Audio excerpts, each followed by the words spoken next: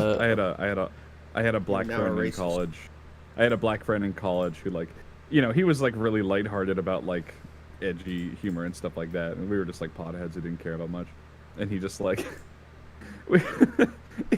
he was exaggerating, like he was acting like he was like the victim of a hate crime, and he was like exaggerating, and like, you know, it was one of those situations where the story just gets more and more difficult to believe because you're just all the elements in the story are just so exaggerated, and he was just he was going, oh, and it was so traumatic. He attacked me. He just kept punching me, and he just kept saying the N-word, and he reenacted it because he was going like but with his fist. So he was going nigger nigger nigger nigger nigger. Like that was his impression of how he got attacked, and he's just like, stop!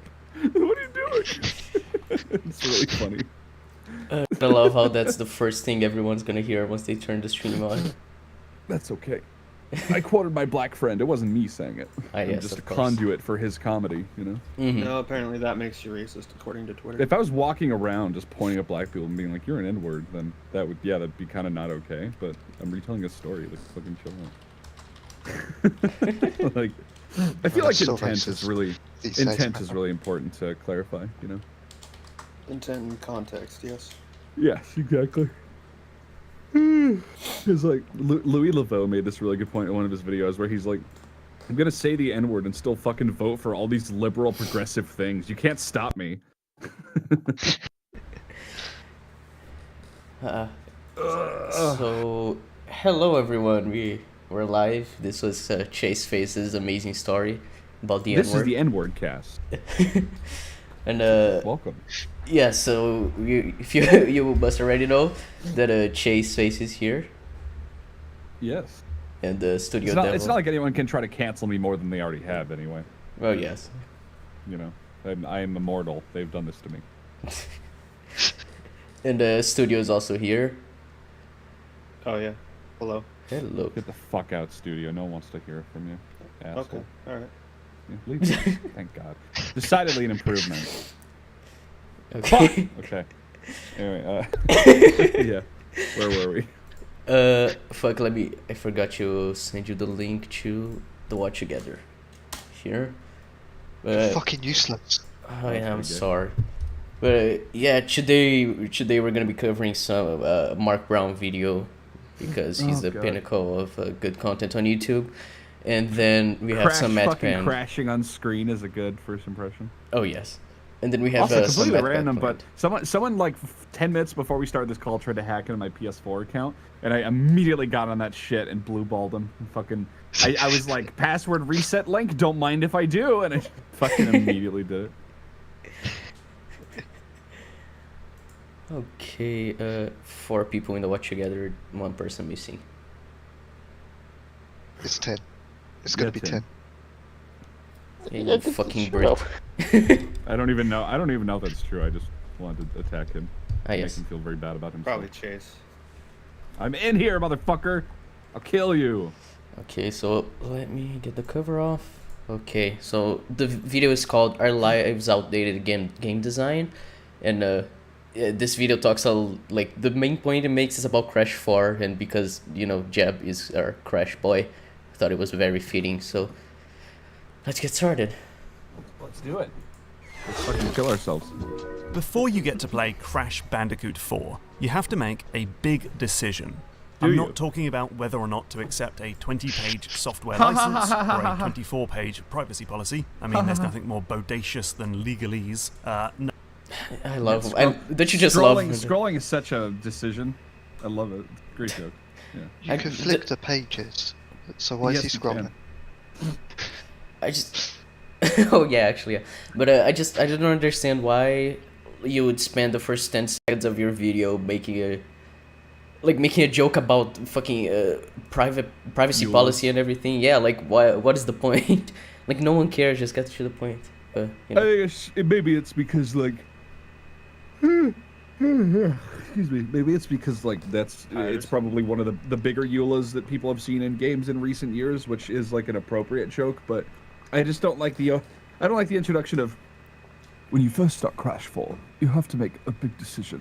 And what I mean by that is whether or not to fucking kill yourself. Like, it's just, where's he gonna go? Where's he gonna go with this? That's gonna be even like remotely meaningful. It's just gonna be some really fucking hyperbolic thing. Oh yeah, pretty much. You're gonna see why. Actually, what color shirt to wear. Actually, the point he makes in the video contradicts this statement. You guys are gonna see, but yeah, it's retarded. Imagine my surprise. Well, Mark Brown making a bad video, who would have thought? Mark Brown, No, Game Maker's Toolkit. Whether you want to play in the modern or the retro playstyle, which is... Hang on. This isn't. I want to point out this isn't a big decision in the game.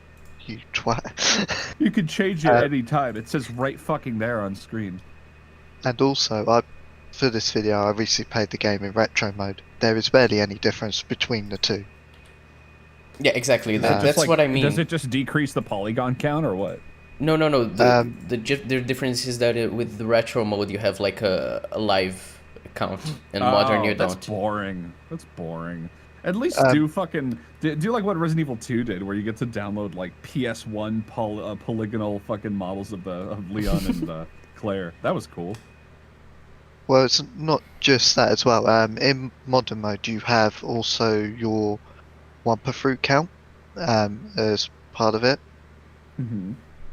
And in this, it doesn't really count for that. So right.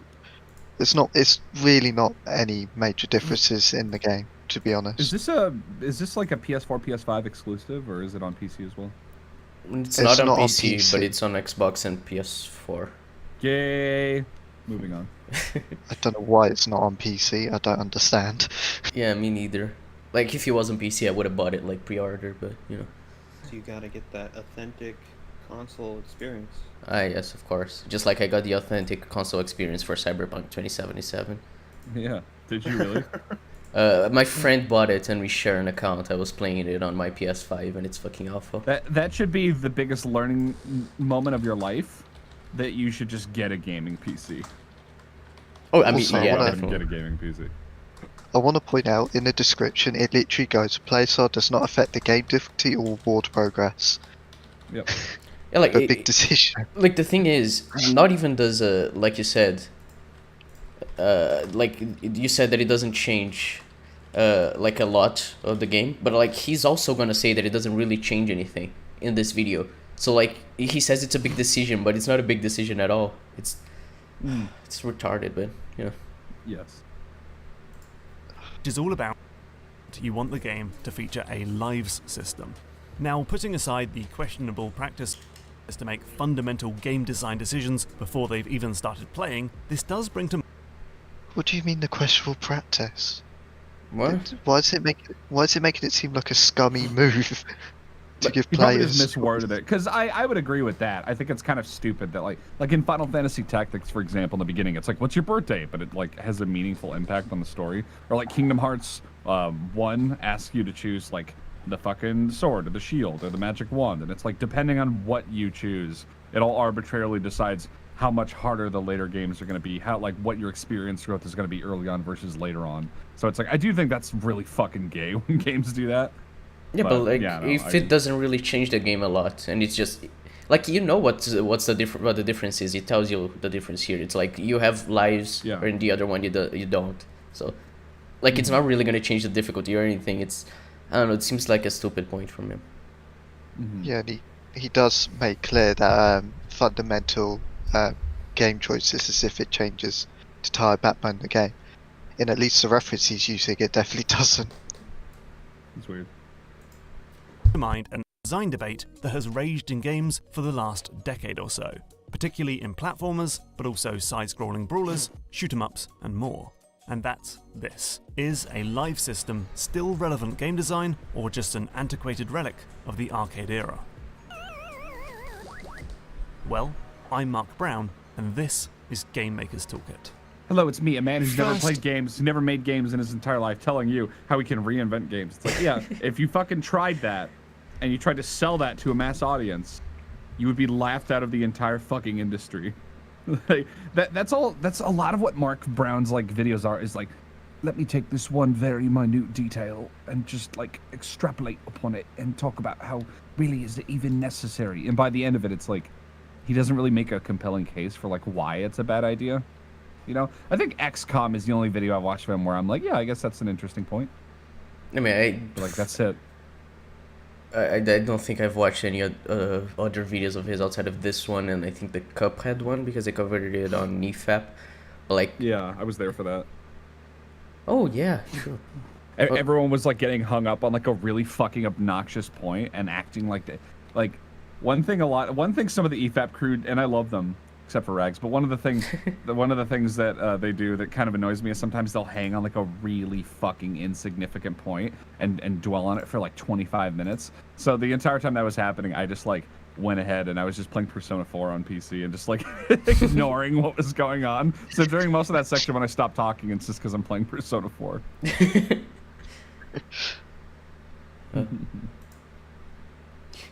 But yeah, let's define I hate him. He's awful.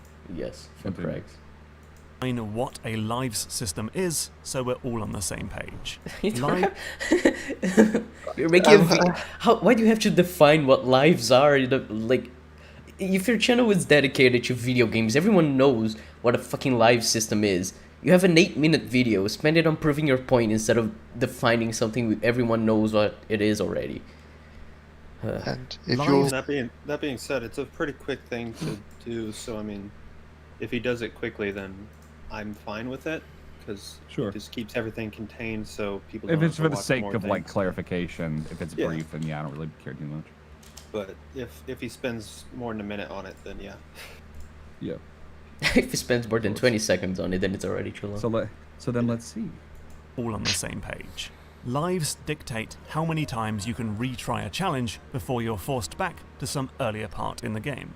So there are points in the game where your progress is saved permanently. But between those, there might be several checkpoints where your progress is only saved temporarily. If you die, you'll lose one of your lives and then return to the last temporary checkpoint. But if you run out of lives, it's game over, the temporary checkpoints are lost, and it's all the way back to your last permanent save spot. There might be some quirks like continues or whatever, but that's the basic concept. It's all about permanent and temporary checkpoints. Over time, the gap between the permanent save So spots it was about has 37 shrunk. seconds. I didn't actually look at my watch, but I just kind of counted. I think it was about 37 seconds or so. Yeah, I mean, the thing is, that's the okay. way he described it was pretty concise. But the problem is the way he delivers what he says. He takes so fucking long to finish his sentence. Yeah. It's his delivery. It always, because Mahler inspired Goodell, was inspired to make Goodell because of this. So I always find it funny. I fucking love how in Goodell he does that. I didn't want to make this video, but then he edits the fucking Excel so it goes like, wow. It's just like he like distorts them and shit. I was just like, what's wrong with you fucking insane person? Why do you make this video? Donkey Kong series, where it's gone from the very beginning of the game to specific save points in the world to the start of every level. And that's what you get in Crash 4's Retro mode. Levels mark permanent progression, but checkpoint boxes are temporary. Recently, however, the concept of lives has started to disappear entirely. Now, every checkpoint is a permanent mark of progress, and while some games might still count the number of lives you lose, there's no penalty for wasting hundreds on a single bit. So, Super Mario Odyssey. I'm going to disagree there because that's quite a blanket statement. Some games do penalise you for dying a certain amount of times in an area. Even Mario games do it, and they'll give you Dark like Souls. Like Daemon Souls with world tendency. yeah, I mean Mario for example does it with I think 3D World, where if you die a certain amount of times in the level, you can't get a certain collectible, and then you have to retry the entire level. Oh yeah, he's gonna mention that point. Oh, okay. Yeah. Is the Mario game without lives, which is probably sensible as they carried almost no meaning in 64. Most indie platformers have ditched the concept entirely, with Super Meat Boy maker Edmund McMillan saying, removing lives altogether lets the designer base difficulty more on the actual level design and challenge, and less around the penalty of losing lives and restarting. And wouldn't it be the same challenge? I don't. The difficulty. I mean, I don't. I can understand how it lets you focus on just the level itself and making that reasonably / super difficult, rather than like having to worry about, oh, is this like an unfair learning curve for someone after they've like done 3 other levels, and this would be kind of like a retarded bottleneck to put in. I can understand what he's saying. Sure, I guess. But then wouldn't it also like you'd also focus on level design in terms of having to balance where you give lives to the player and whatnot in a way that's fair. So like either way, it's the same thing, I guess. Like just designer focusing more on the level design. Now Crash 4 recommends you play in modern mode, which gets rid of lives and lets you infinitely return to those mid-level checkpoints. Now the argument against lives is pretty obvious. When you run out of them and get sent all the way back to some earlier point in the game, it's simply frustrating to have to redo bits that you've already finished. When Sonic Mania came out, which...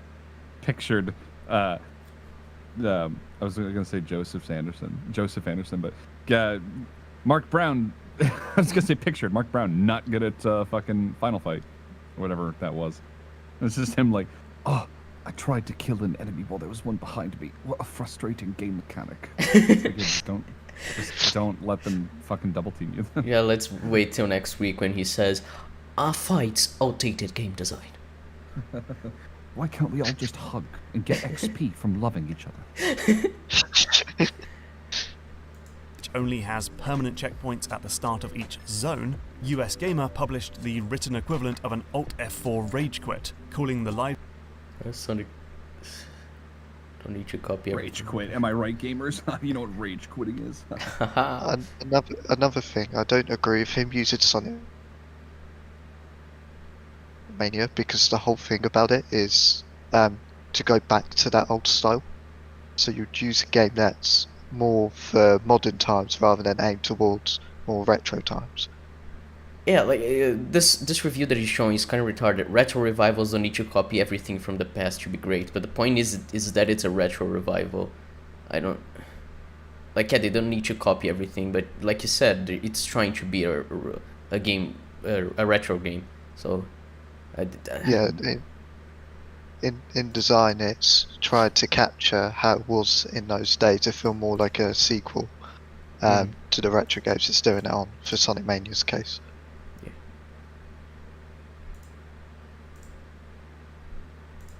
And infuriating. And just from anecdotal evidence, new seem to find these penalties as... Wait, it skipped for me. No, just rewind. And inexperienced players seem to find these penalties especially rough, even if it's just back to the start of the level. Plus, life systems are frequently unbalanced. You either end up with so many extra lives that the whole system becomes meaningless, or have so few that the game's difficulty curve spikes up into the stratosphere.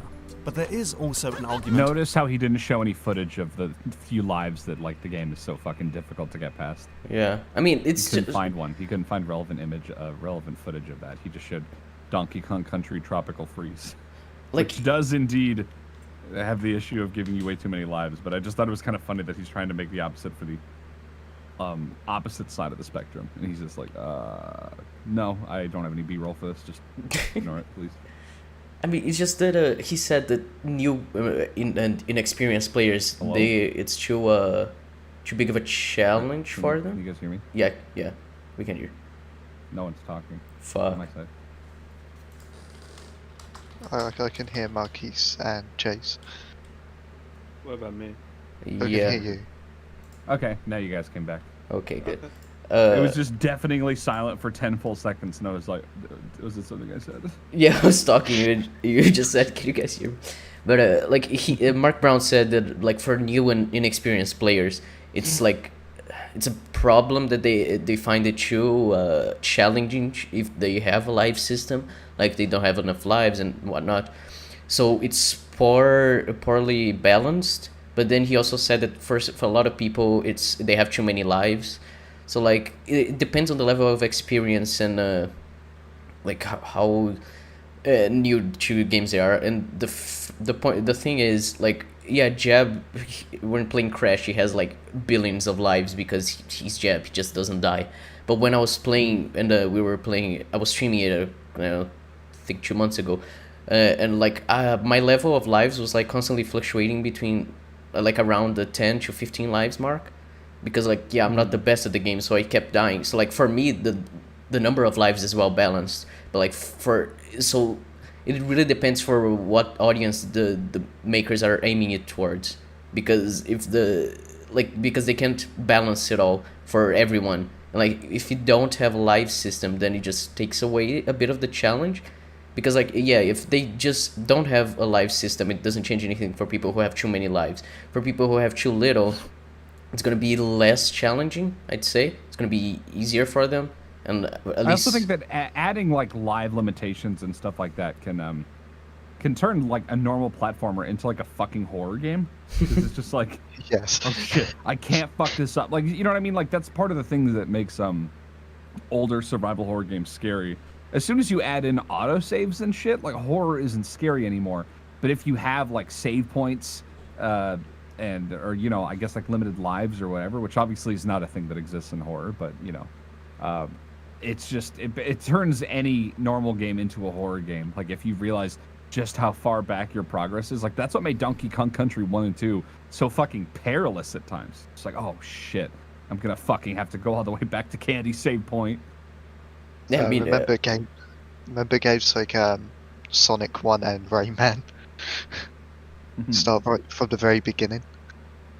That was fucking awful. I mean, are you talking about Rayman 1? Yeah, Rayman 1. Rayman 1 kind of sucked dick, I'm not gonna lie. I went back and played it and I was like, this is awful. It has awful level design from the second half onwards. It's like, it looks nice, but everything else is terrible. Most like first games in a series are dog shit. Final Fantasy 1, Resident Evil 1, Sonic 1. I firmly believe Sonic 1 sucks ass. Sonic 2 is where everyone actually gave a shit. Sonic 1 was like a proof of concept. Yeah, I'd agree on that. It's very it doesn't fit the design philosophy they had intended. It's very stop start. Yeah, like the momentum is a little too momentous. Whatever the fuck that means.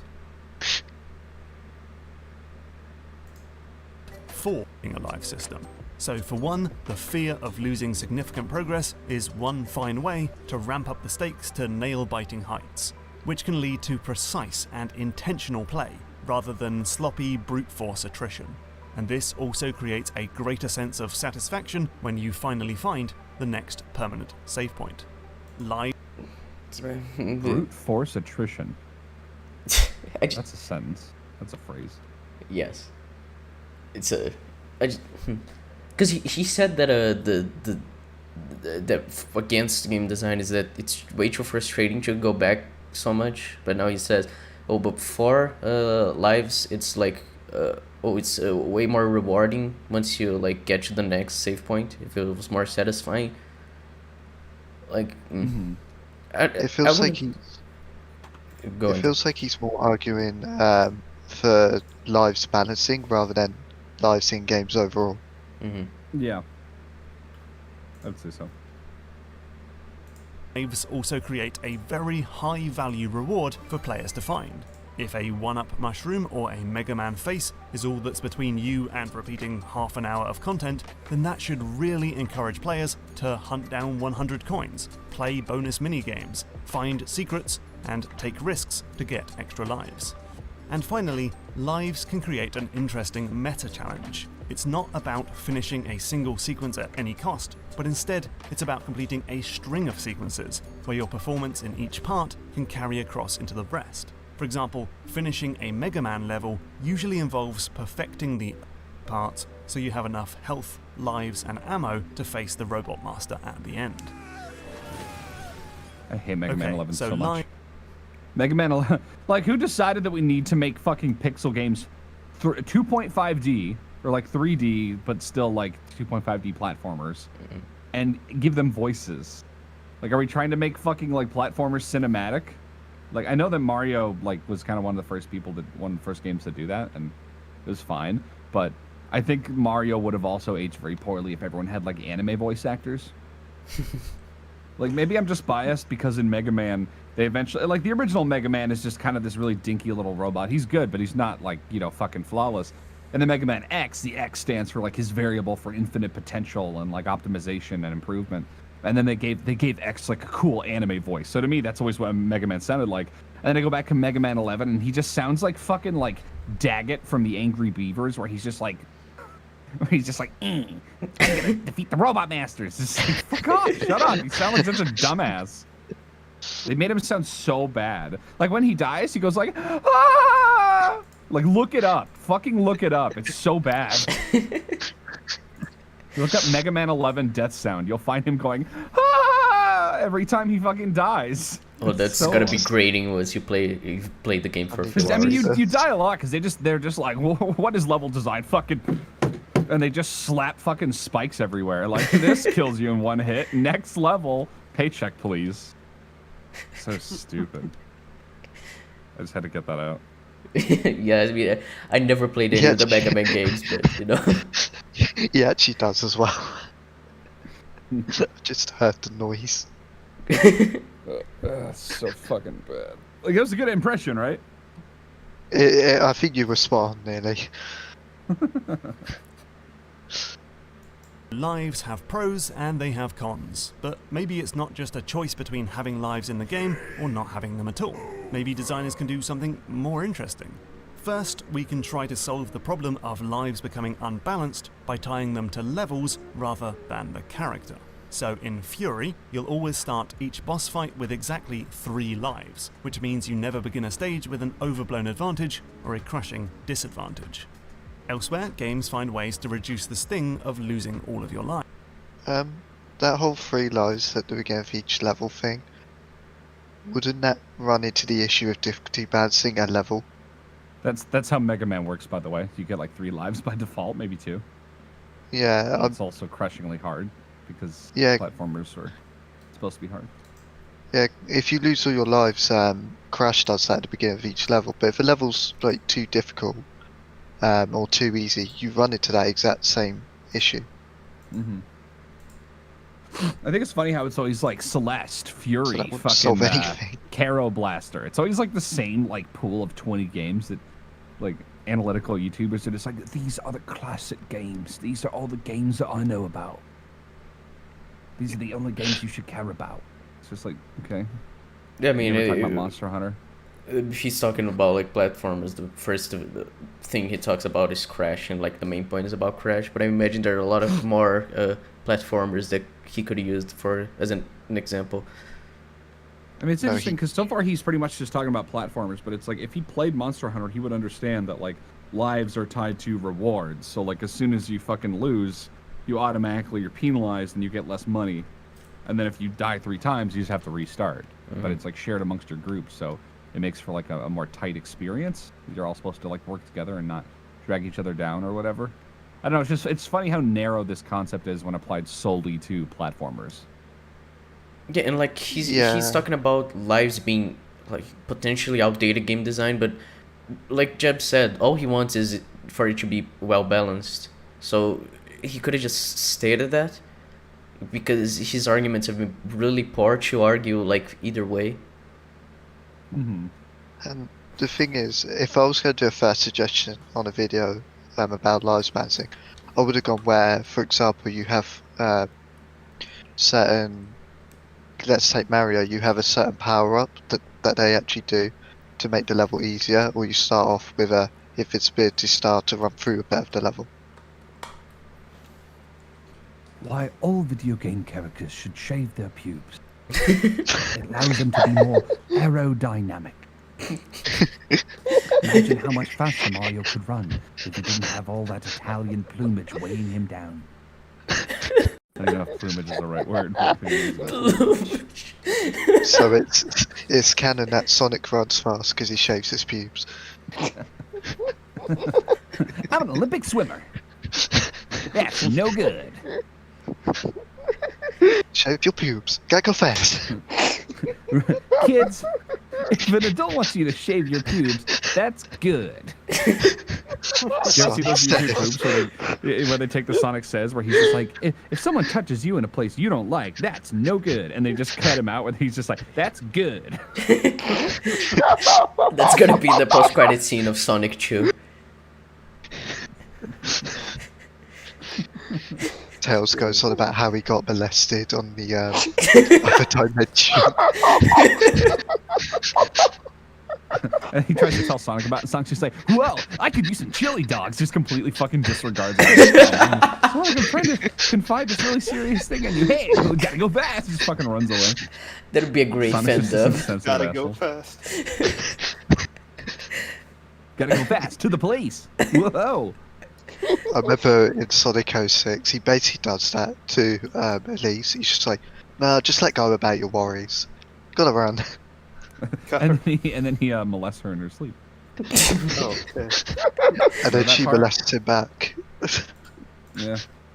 Elise looks fucking inbred in that game. She's like so like freakishly white that she looks like that fucking upper class like inbred royal family, that the reason they're so pale is because it's like, oh, well, people with a darker complexion, those are the commoners, and those are the outdoor workers, those are the slave laborers, where it's just like, you know. Those are the people we colonize. Those are the people that we own. We own their souls. And the funny thing is, in a cutscene, her legs are like orange.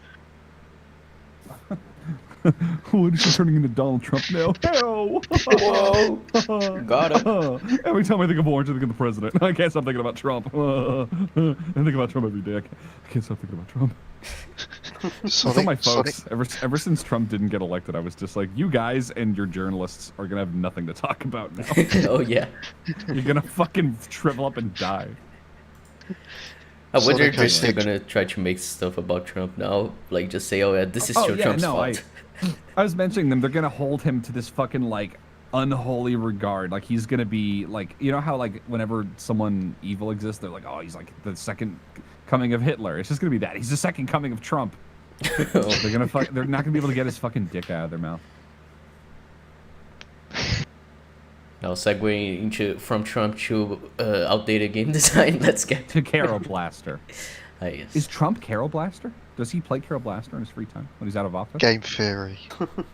Game theory. Trump made Carol Blaster. Right, Roblaster, you get to keep all your upgrades and cash, even when you run out of lives, which makes repeating those old areas less frustrating. And because you wake up in hospital, you get access to a It's special also a fucking drugstore boring where you- game. Here's one thing it did. This ocean of things that it was very forgettable about. I don't know. I played a little bit of Carol Blaster. And I was like, oh, okay, so it's just like fucking Cave Story, but like slower and okay. I never really understood that wave of like, let's make a bunch of 2D indie games, and then I think they got popular solely because they were 2D indie games in an ocean of fucking like 3D games. And then now every game is like a 2D platformer.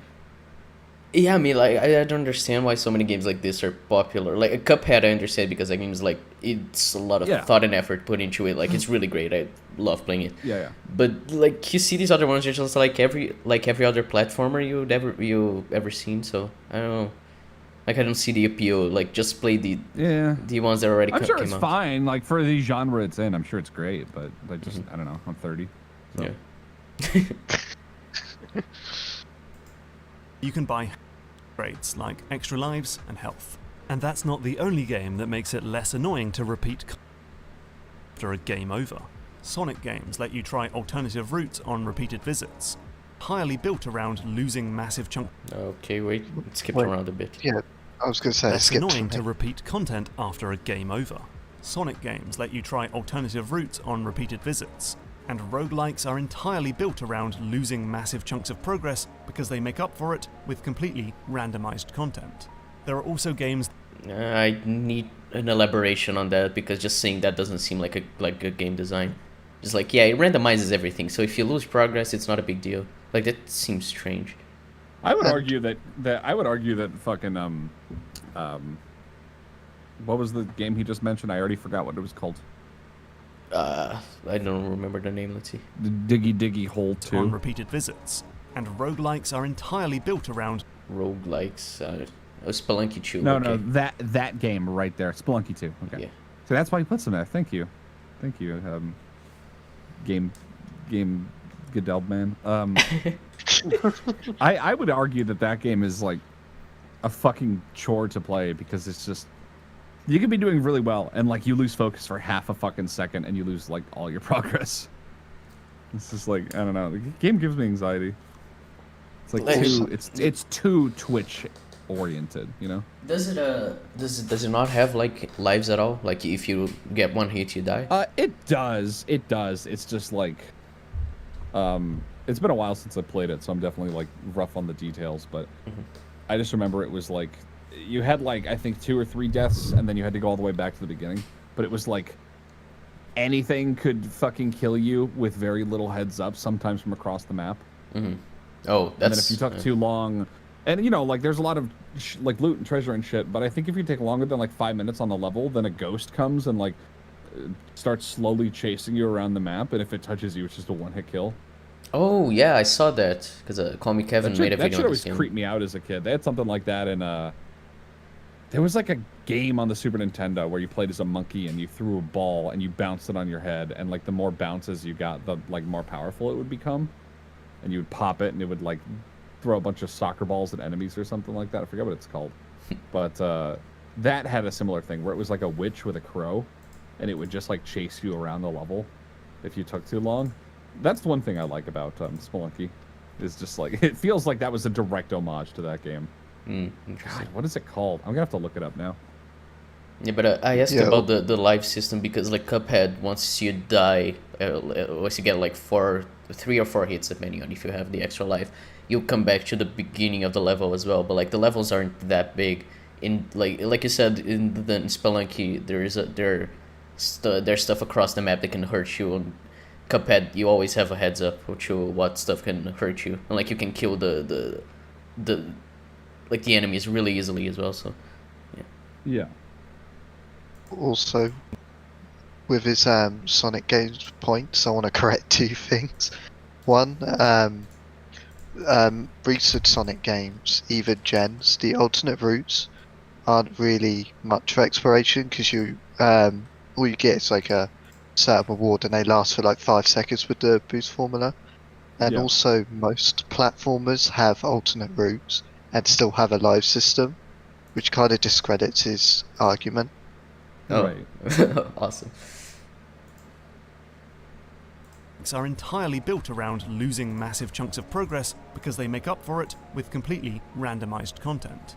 There are also games that ditch lives in favor of permanent checkpoints, but still find ways to add a sense of meta challenge. So in Shovel Knight, the checkpoints can be destroyed, which gives you handy gems, but also makes you go back further if you die.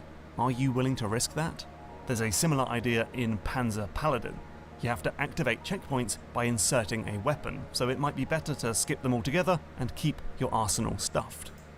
I imagine he's gonna mention Ori as well, but I'll keep you stuffed. But like this all comes down to like different level design. Like it doesn't seem like this would fit with Crash. Just like you create your own checkpoints, or you have to spend something to create a checkpoint. Like it's not something that I think would fit with how Crash does it. Like I don't know, it seems strange. The thing is, in a way, so with Crash you can kind of do it, and they already do in the original trilogy with death routes or you're not allowed to touch any boxes. So Crash just adds if you do that, you get a collectible and rewarded, and you don't even have to hit the checkpoints anyway. So you could artificially create your own difficulty. That's interesting.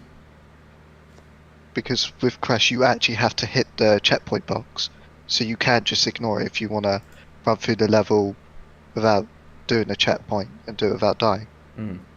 Oh yeah.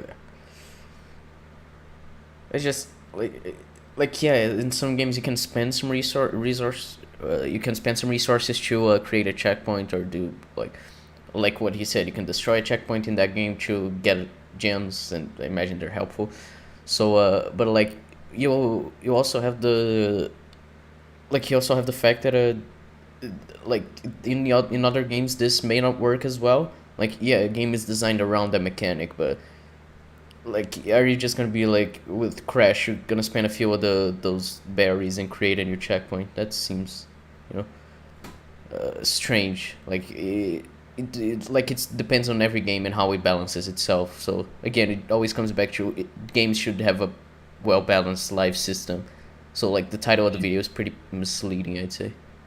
Yeah, even in using this system, the balancing has to be done right so that it's a natural difficulty curve for the player within the level.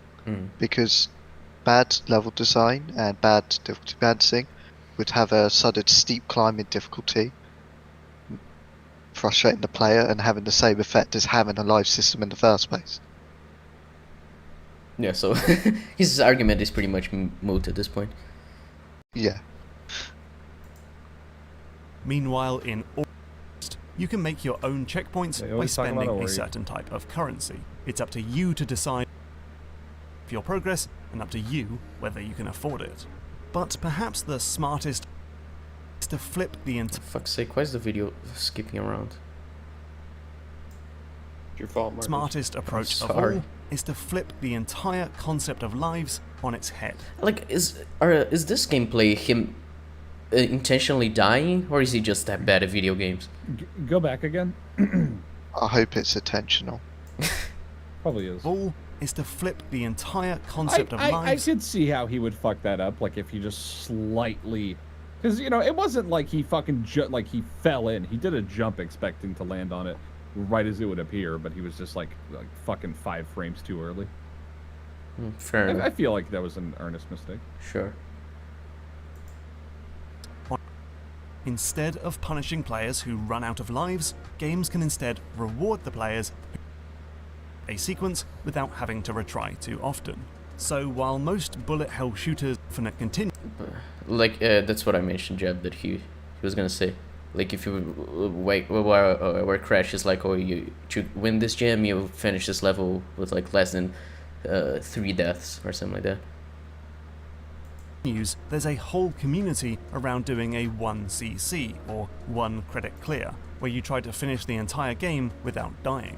And over in Sonic Forces, the number of retries players use in a level are counted against the final score. So to get the high ranks, you need to finish the stage in a single life.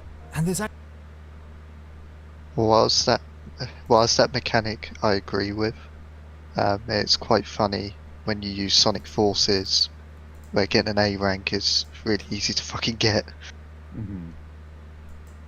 Yeah, so it's not really that rewarding if you don't die that many times then. Yeah, I I mean, think, a good game. I think Spaz Kid, this is a total non sequitur, but Spaz Kid was saying that like they're like, oh fucking they kidnapped Sonic and they've been torturing him, and he's just like, oh wow, finally they're going like a dark route with it. And Sonic shows up and he's like, hey guys, let's get chili dogs. Like, complete fucking disconnect. And they went, Tails went insane. Yeah, he's completely normal. Yeah, that. I never played Sonic Forces. I saw the writing on the wall, realized Don't- it was don't not a good play it. idea. Don't play it. Maybe if it's like $5, or I can just crack it or something. But Wow, with you'd pirate a game, Chase? That's I so pirate wow. most things. Wow, we're gonna report you to the authorities. Gonna call the Come FBI. at me, IRS. But with using a better reference, he should have used Sonic Generations, where you can only get an S rank if you don't die. Well, that is a better example.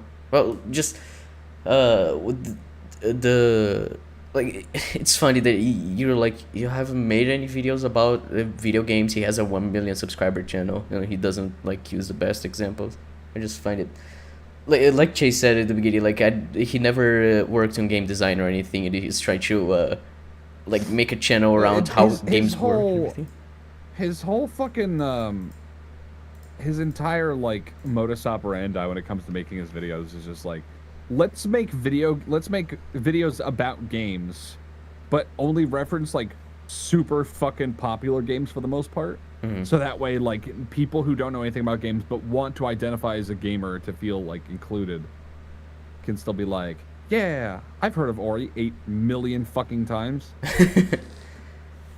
I've heard of Mario before.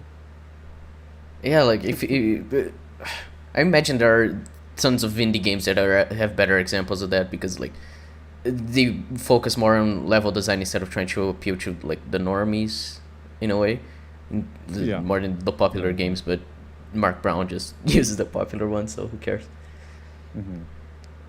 Talk about It fucking really- Monster Hunter, Mark Brown. I don't know if he has yet, but he probably has Most likely. with World. And there's actually a really smart version of this in the game that kicked off the whole video, Crash Bandicoot 4. The game still tracks your lives in... Oh, there. You can't tell me that. If you told Mark, if you asked Mark Brown if he played a visual novel, he'd be like, "Oh, don't they just call those movies now?" If that death wasn't deliberate, I'm going to be very triggered. Yeah, That this has death to be deliberate. even if there's no penalty for losing them.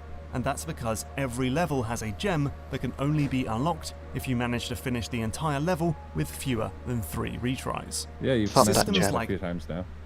Yeah. He's Fuck just that kind of gem. saying the same thing repeatedly in different ways. Is it just me, or is that what he's doing? No, yeah, he has. He's just using different games to say the same thing. Like, yeah, in this game you have, but also it's very smart the way they did it in Crash. It also has the same thing I already mentioned like 5 minutes ago.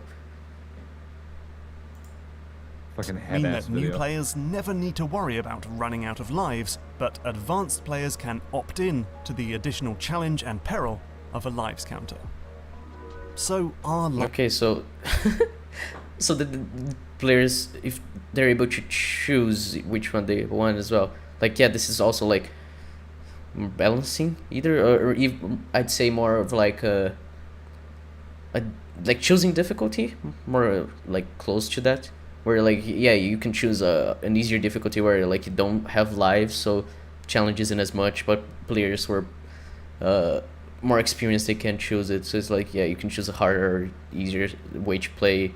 It's just like, I don't know, it seems like his point is just balancing. He doesn't seem to understand that that's what he's saying. Yeah, it's the whole thesis of this video has been all about difficulty balancing, or lives balancing in That seems general. to be most of his videos from memory, if memory serves. It's just like, How does difficulty work in games? How do you make a game harder without making it too hard or too easy? it's just like, yeah, that's. I guess that's why game developers like work on shit for like 40 years of their entire lives, and every new game is like better because they've learned from their mistakes of the past ones. Who knew? Who knew, Mark Brown? Yeah, but he has a YouTube channel with 1 million subs, so he's righter than you, Chase. Yeah, it's true. He's. It's just inherently he's more righter right than me. you. Yeah. Righter. Yeah, I gotta great kill one. myself now. I'm obsolete. A better lives place. out. Well, it's really down to That how was they are fucking implemented, awful. how they are balanced, how they are supported by systems in the game, and how they are presented to the player. The Did game he? looks pretty cool though. Never heard of that game. Wait. Okay, I want to listen to what he said again, because I'm pretty sure he basically said balancing 3 times with different words. But really quickly before you hit play again, look at how he tries to jump. I mean, I don't know if like it's really rigid movement mechanics or what. It looks like he probably could have jumped to the left and jumped on that ledge, but he just jumped up like, and then just died, fell to his death. Let's see, because the video skipped when I It's played. outdated. Well, it's really down to how they are implemented, how they are balanced, how they are supported by the other systems in the game, and how they are presented to the player. Isn't that all just balancing, like said 4 times with different words? The last one's more about like cohesion, Sure. or Yeah. I guess like coherence, you know. Mhm. But yeah, I see what you mean. Well, I The believe thing the is- game is Panzer Paladin. Panzer Paladin, yeah, is it good? Yeah, Is that it, was- I don't Assuming it's a know, but it Steam game. looks kind of fun. Yeah, it's on Steam.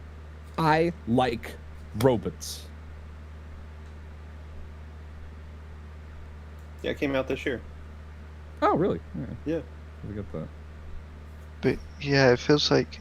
Thing is as well, if you make this video, you don't want to be arguing about the implementation of a live system, because that isn't arguing whether it's bad game design. That's arguing whether it's implemented properly.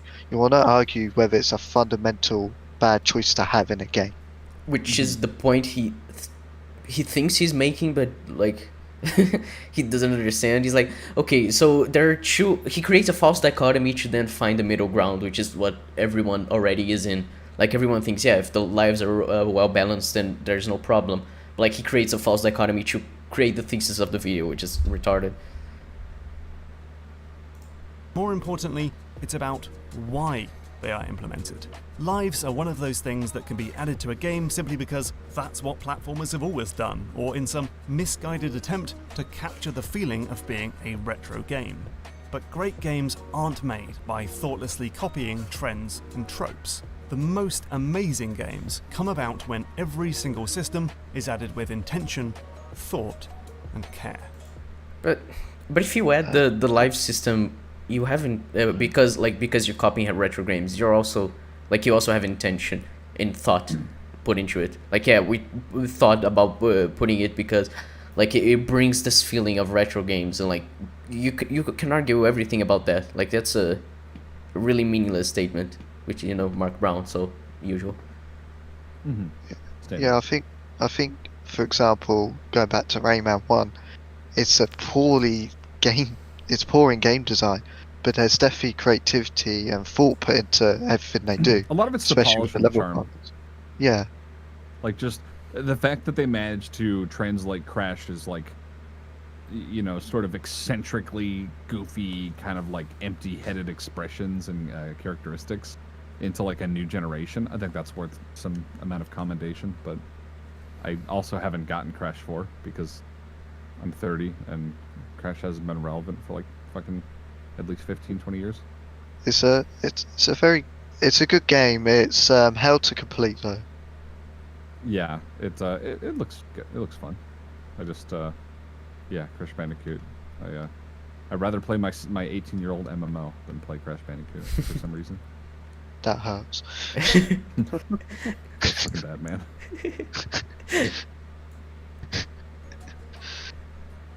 Hey, thanks for watching. Oh, okay, that was the video.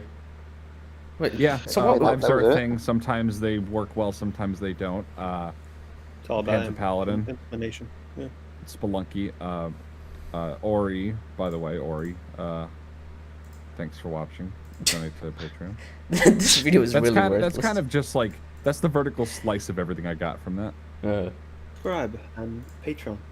Yeah, what matters is that you check give out me his your Patreon. money. Who cares about the video? Give me your fucking shekels.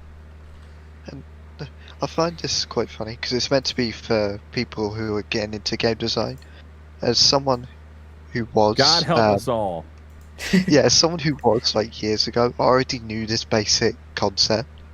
Oh, concept of balancing. To who would've thought? any of the 3 people that are watching this video, if you consider, you know, if you watch his videos as inspiration for like making games, quit.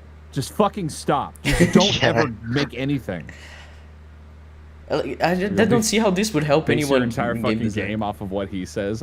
I want to make a game with no lives. I want to make a game that doesn't make you feel bad. That has no morality systems and has no complicated. It's just a little game with a bunny and you jump over pitfalls. It's fucking bloody brilliant.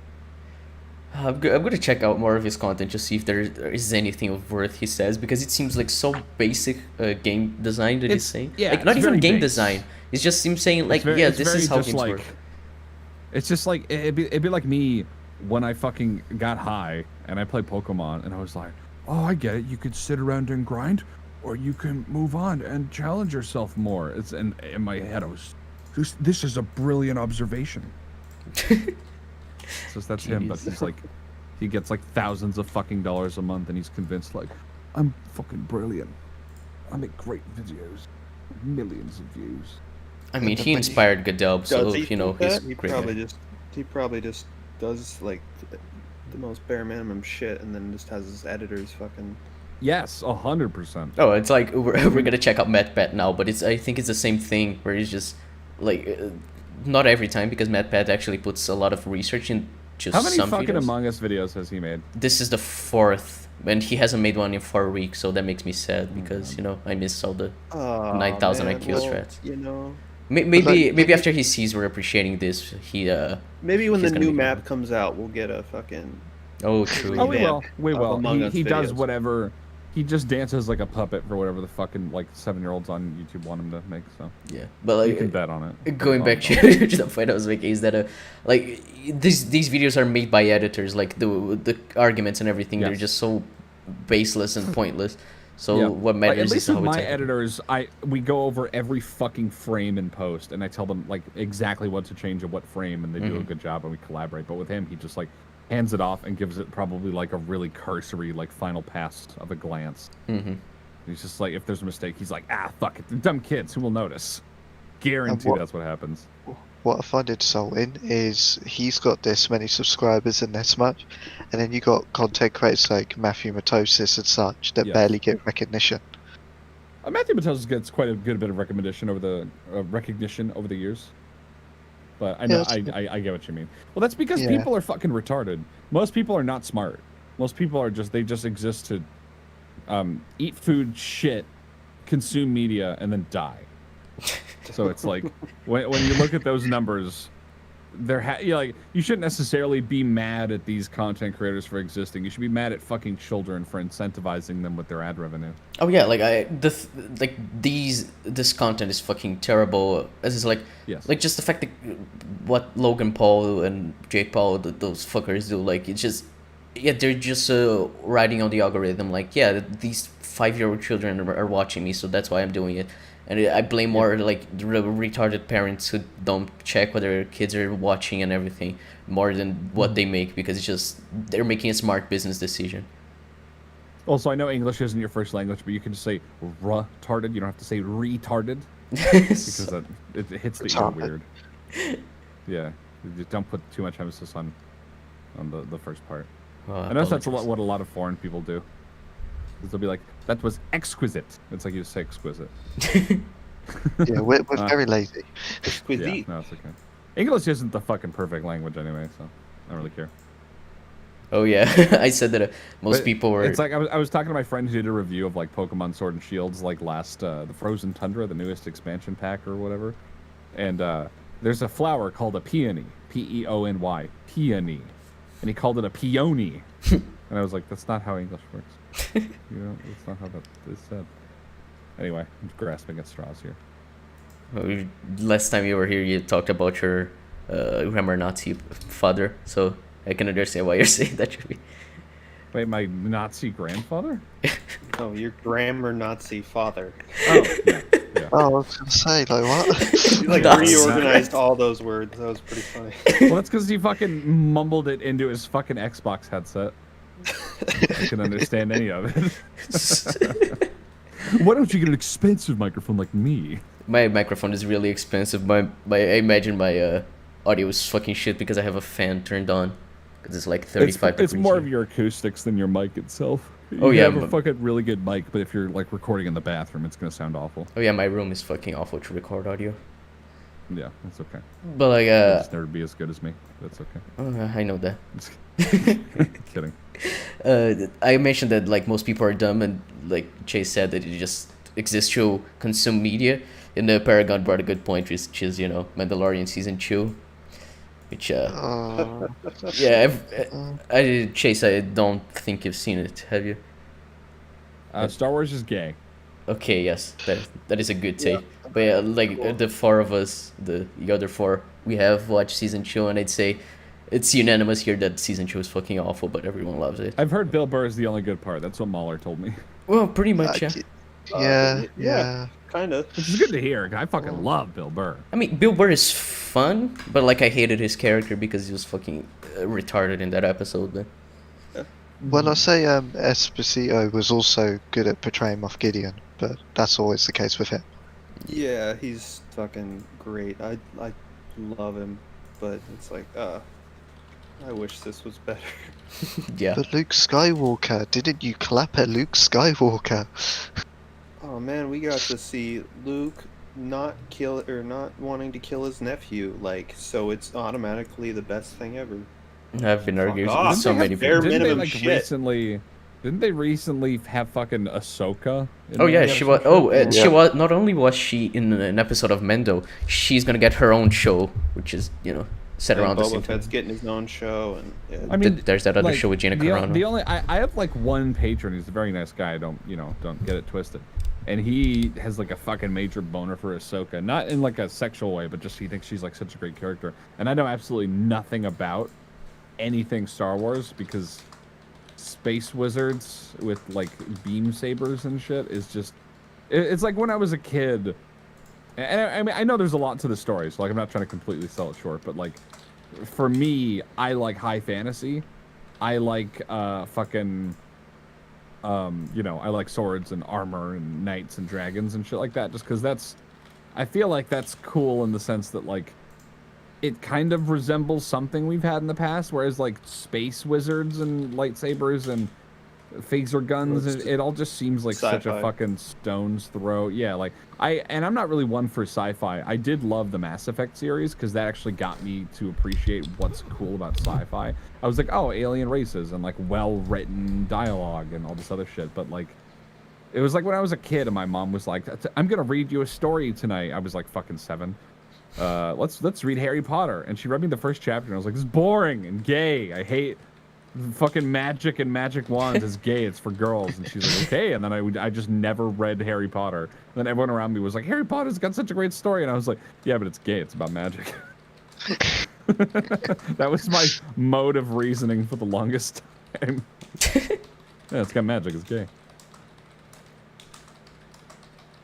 Were you trying to say something about Ahsoka though, or was that it? Yeah, she's gay. No, I don't know. Okay. I was just saying like, I know absolutely nothing about her except, well, like, wasn't the Clone Wars an animated show for a while? Yes. It was. Yeah, So that's where yes. she came from, right? Yep. Yeah. Yep. That entire show, like, was it like super well written? No, Or, it like- was super well received. Nah. Written is a whole other thing. At least I'd from what I've say- heard. Yeah, I haven't remember seen I it. looked at it and I was just like, this is. I mean, the guy that voiced fucking Tidus from Final Fantasy X and Wuldor Sockbat from Drawn Together, as well as probably a bunch of other characters, voiced like Obi-Wan or fucking Luke or Anakin or whoever the fuck in that show. And he like was really fucking into it. He bought like toy lightsabers and he'd pose like acting like he the voice actor is a Jedi. And I was like, you're fucking weird, dude. And so that like colored my opinion of the Clone Wars animated series. And I would see it every now and again, and I just hated the almost Fortnite-looking fucking art style. I was like, this looks like if you made a show with toys. Yeah, I don't like the art style either. Doesn't Rebels have like a slightly different art style? And I think Rebels is Yeah, worse. yeah, It's a lot worse. It's a lot less. Very flat. It's a lot more childish in that because this was right after Disney had done it and all that, so it was a bit more kid friendly. But in fairness, that show was way too fucking kid friendly. No one fucking dies. Yeah, one thing about like Clone Wars, it's like it's not the best written, but it has some really good like character stuff and some really good like arcs in it. The majority of the show, I'd say, is like very meh, but it has some really good moments and stuff. But it's also very fucking dark. People get their heads cut off and shit all the time, and I was traumatized by this fucking show because it's like an arc where like a close, but you hear like him get like fucking sliced in half, and like you hear his abdomen like get just crushed and that. oh yeah, they're fucking doing it. They're in the terrified me. vents, and all the doors are closing, and it fucking cuts them in half. It's like, oh, That still fucking terrifies me. Like, just. But yeah, Ahsoka Anyways. was in Mando, and it was bad. So Yes. let's get you, some good Let's content. get to game theory. Where Yes, we question whether or not shit is profitable. exactly.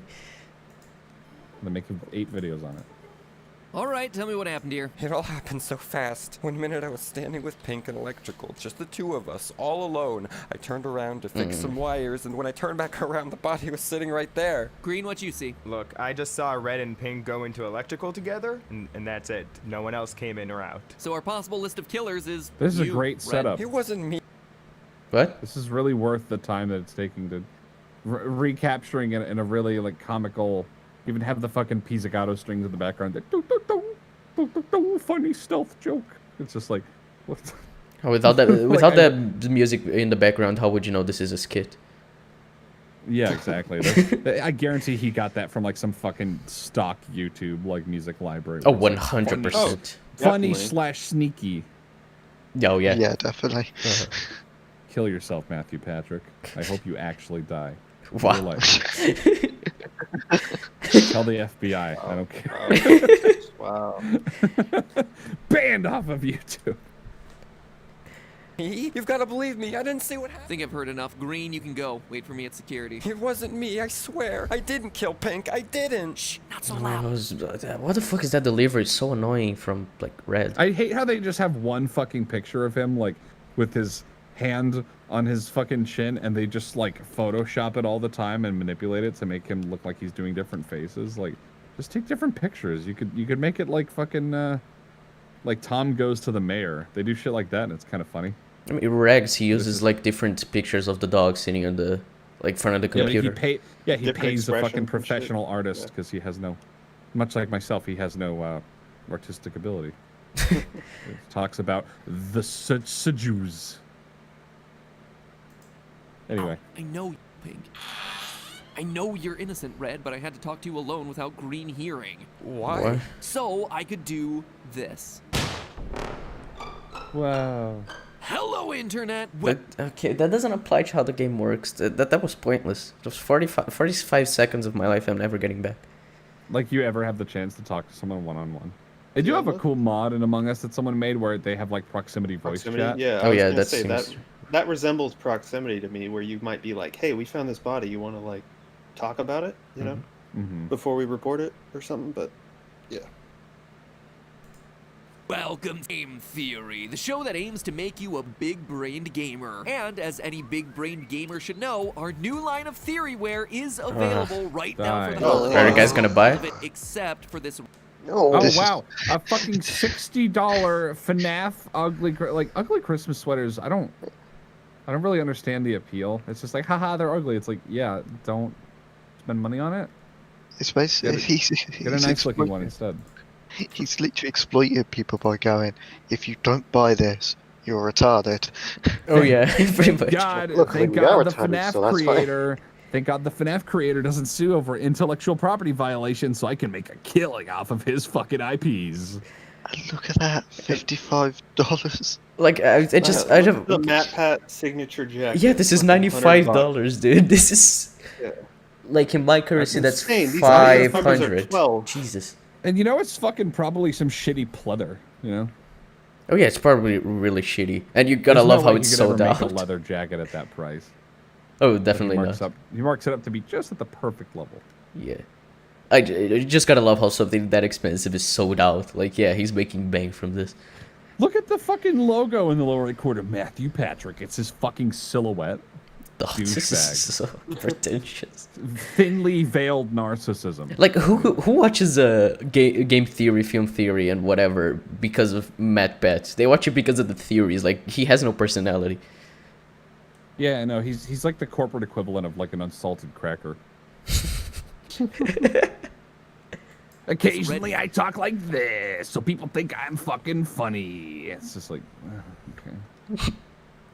Vegan Get leather this over jacket with. that I built from the ground up, stitch by stitch. I've been looking for You a way to built produce it, jackets huh? like this one since 2016. And so to finally Don't you mean see it made Chinese was children? Chinese fucking sweatshop workers built that, MatPat. You don't have a talented bone in your fucking body. You delegate to everyone around you. You I have like little how- fucking, little underlings that do all your dirty work for you. I like how it's going on about it though, but it's sold out. So if you're watching the video, you can't fucking buy it. It's not even. It looks like just a fucking. I feel like I get something better quality at the Gap. Definitely. Like, this is just a red jacket. Like, okay. And it doesn't Yeah, even look no, that it's- good. I wouldn't like to wear it. Can we? I hate people who like. There's this guy named Otaku Versus that I used to be friends with, and he made like his own anime series that's about literally nothing. He just made a character. I forget her name. She's that forgettable.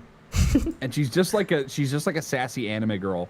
And he just thought to himself, like, his entire idea for the pilot was Ota-chan, literally based off of like otaku, OTA-chan. Oh no. And I never had the heart to tell him back when we did talk that like his character sucks and his show fucking sucks because he's like spent like 30 grand on it or something like that to have like an actual studio animate it. And the whole show is just this fucking girl doing like hood rat shit, voiced by a woman that sounds way too old to portray what looked like a lolly. And just like just really like Just a lot of really weird decisions. And then in the middle of the show, he has like in the middle of like the 15-minute quote-unquote anime episode, he just has like ads for his merch. What? It's just like, oh yeah, Yusuf, that's what I fucking want to watch. Oh, that's so bad. It was real. Like, if you go watch it, you'll see what I mean. Like, it's well animated, but that's the only good thing you can say about it. It was so fucking bad. And I talked to a bunch of his other friends, and they were all like, yeah, I'm just saying nice shit because he's blowing up, and I fucking want to stay on his good side. Like, none of his peers thought it was good. It's just no good writing or anything interesting at all. Anyway, I digress. Let's get back to watching Matthew Patrick peddle Chinese goods to children. Yeah. So exciting here. But then to see you guys buy this thing like hotcakes, see it sell out in less than 48 hours was incredible. So if you are interested in getting your hands on one of these red vegan... Oh, no, wait. Oh, they're restocking it. That's why he's adding it. Okay. It literally says. I was wrong. Did that just say "Made in China" on there? I just like a It does. It does. It does say "Made in China." Wait, let me see the next. Vegan leather Oh yeah, made in China. Did I call it or did I call it? This is amazing. Shop workers. Wow, I didn't know game theory and Apple had so much in common. Oh no! I made it myself in China. Yeah, he literally said the phrase "I made it." Like, I know we're fucking. This is completely beside the point of like the video, but he seriously is like fucking Steve Jobs, who just comes up there. He's like, "Look at this phone that I made." I want to see what exactly he said because he can't be that retarded. No, he is. I've been looking for a way to produce jackets like this one since 2016, and so to finally see it made. It was so exciting. No, it was a bit before. Like, Matt, you have to have more than that one Yeah. fucking picture of you when you were 17. Except for this red vegan leather jacket that I built from the ground up, stitch by stitch. I built from the ground up, stitch by You heard stitch. it here first, guys. He stitched this fucking jacket, and he stitched every subsequent jacket. Flew to China to do it, in fact. We know Flew to that from the China. labeling. Yeah. He's a very talented man. Oh, Did I yes. mention that? I mean, he has how many million subscribers? 13 million subscribers. Of course, he's Yeah, he talented. stitched it for every single one of them. Fucking, he's epic, too. That's why it sold out because it was him stitching, so they didn't have a lot of stock. It all makes sense. I have a That's true. He wild, made 3 and he got tuckered out. I have a wild theory. MatPat is China. Oh my god. He's just all in China. Did he You just go to China, it's just all Matt. Did he prevent the lesbian kiss scene in Star Wars? MatPat, you got some splaining to do. Let's just watch this fucking ad. Get this shit So, video. if you are interested in getting your hands on one of these red vegan leather jackets, we're restocking it via How are they pre-order vegan? right now. Meaning that every theorist out there like who wants trees. this one. Just because it's fucking pleather, MatPat, and not made with a real cowhide doesn't make it vegan. That's a buzzword, you cuck. Wait, exactly. It's a Oh, I hate him buzzword. Yeah, I so actually much. think he'd use, like, he'd say something that makes sense. Renewable resources. It needs to be gluten free. Like, I wouldn't be surprised if the Gluten-free next thing out of his jackets. mouth was. I wouldn't be surprised if the next thing out of his mouth was him saying, "Make sure to lock in your savings." Whatever fucking trendy marketing bullshit he has to Oh, what do they call meat now that's made of it? It's like Beyond or something. It's the new Beyond possible jacket. meat or whatever. That's fucking retarded. Yes, it is. Paragon, he said that MatPat held the Vietnamese kid's hands and the kids stitched together, so it counts. It was him who made it. Yeah, he went and visited the sweatshop and was like, "You guys are doing good. All right, I'm gonna go back to America." Do you guys like YouTube? Remember to check out my newest theory, a game theory. Does anyone want my fucking autograph? Mr. MatPat, please. I haven't seen my family in years. Not until you meet your quota, little cheeky boy. You gotta make sure this is profitable. I like to imagine MatPat just like actually extremely fucking racist, and he's just like, he just comes out there. He's just like, "All right, you little chinks, let's fucking hurry up on the production." Let's keep playing, please. I've said 2 racial slurs on the stream already. Oh my god. He like monetizing this, guys. He just sits there in the chair in front of the children eating the food. He says, "I'm writing my new theory, my game theory. Get my jacket done before the end of the script, or you die." Okay. What do you guys think, sweatshop workers?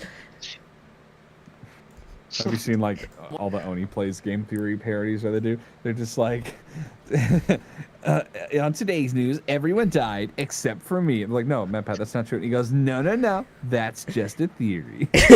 Every time someone disagrees with him, he goes, no, it's just a theory. Like he insists. It's all pushy and shit. Amazing.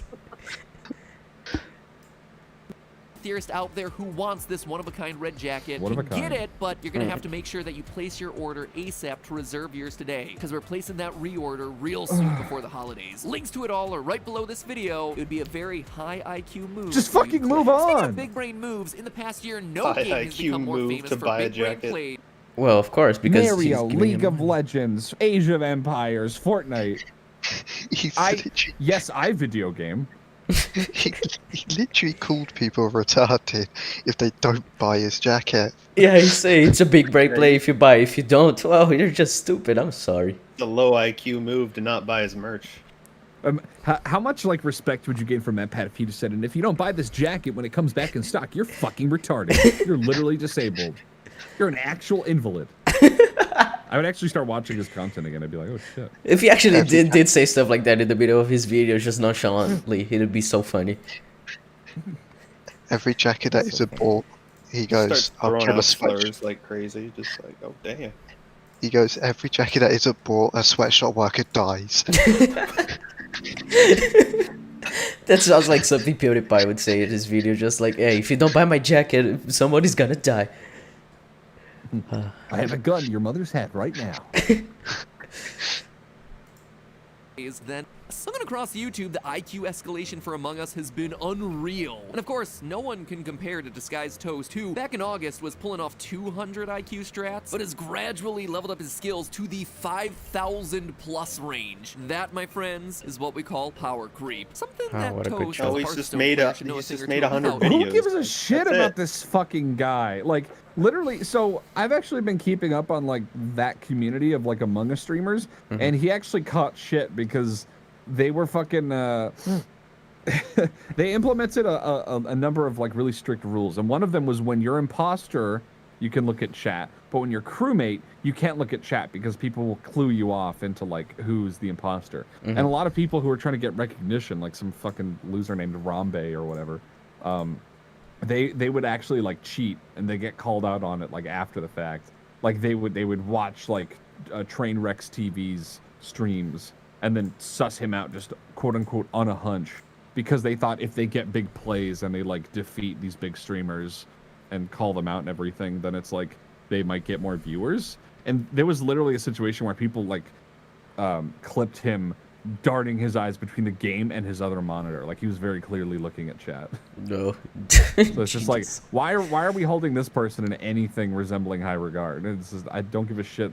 But this dude plays Hearthstone, whoop-de-fucking-do. I think MatPat wanted to make a joke because it's like, yeah, he's at a 5200 IQ that he said. It's because he's made like 5,000 videos on this fucking game. Yeah, and he has to keep like raising the IQ as like a fucking clickbait. Yeah, I joke. mean, if you look at the videos that MatPat showed, each one raises by I think 100. So it just seems like such a weird little flex. Like, hey, I'm a big channel. I want to. It's like if he watches it. Oh, I got called up. I got fucking shouted out by MatPat. Yeah, let's collaborate, you little fucking Chinaman. Like, I just imagine like that's usually what anyone does when they, like. There's this guy named like Foot of a Ferret, and he makes like really like milquetoast reviews where he just like reviewed. He's like, let's talk about Philip DeFranco, the history of Philip DeFranco, and it was just this fucking like he started as a vlogger, and but I read up on some rudimentary shit about him and like made a fucking like a video talking about it, and Philip DeFranco was like, today an awesome foot of a ferret made this, but like that's why a lot of these people do this shit, is they just want to like get noticed. It's really cringy. It's just like super fucking parasitic and like transparent. Oh yeah, definitely. Not like the worst thing ever, but I know what they're doing, and so it's just like, ugh. It's really disingenuous. Yes. Precisely. Also, fun know that the name Disguised Toast is actually a reference to a line from a Hearthstone card. Dude, who the fuck cares? You're making a video about Among Us. It's been 2 minutes and nothing about Among Us has been said. Why are you explaining who Disguised Toast is and Wait, where I his want to name hear how came from? inconsequential this fucking piece of trivia is. This guy's toast. More you know. But Oh, this guy is toast. So This how guy's is it? toast. Oh, disguised. Oh, because he's bad at speaking English. I get it. He's Asian. Yeah. That makes sense. Checks out. Disguised. I mean, it's kind of like a fucking. Hold on, I have to look at your names because I'm really bad with names. It's kind of like fucking you, Marcus. You'd be like, this guy's toast. Yes. I'm just making fun of anyone and everything today. I'm an asshole. I apologize. Yeah, just today. Usually you don't do that. Imagine if Yeah, that's true. Yeah, only today. Yeah, only Yeah, today. yeah, of course. I'm an angel. Yeah. imagine if MatPat made this as an assumption of their name, and it was actually racist. Yeah, he was actually just like, no, that's not. He where can't that speak came English from. properly.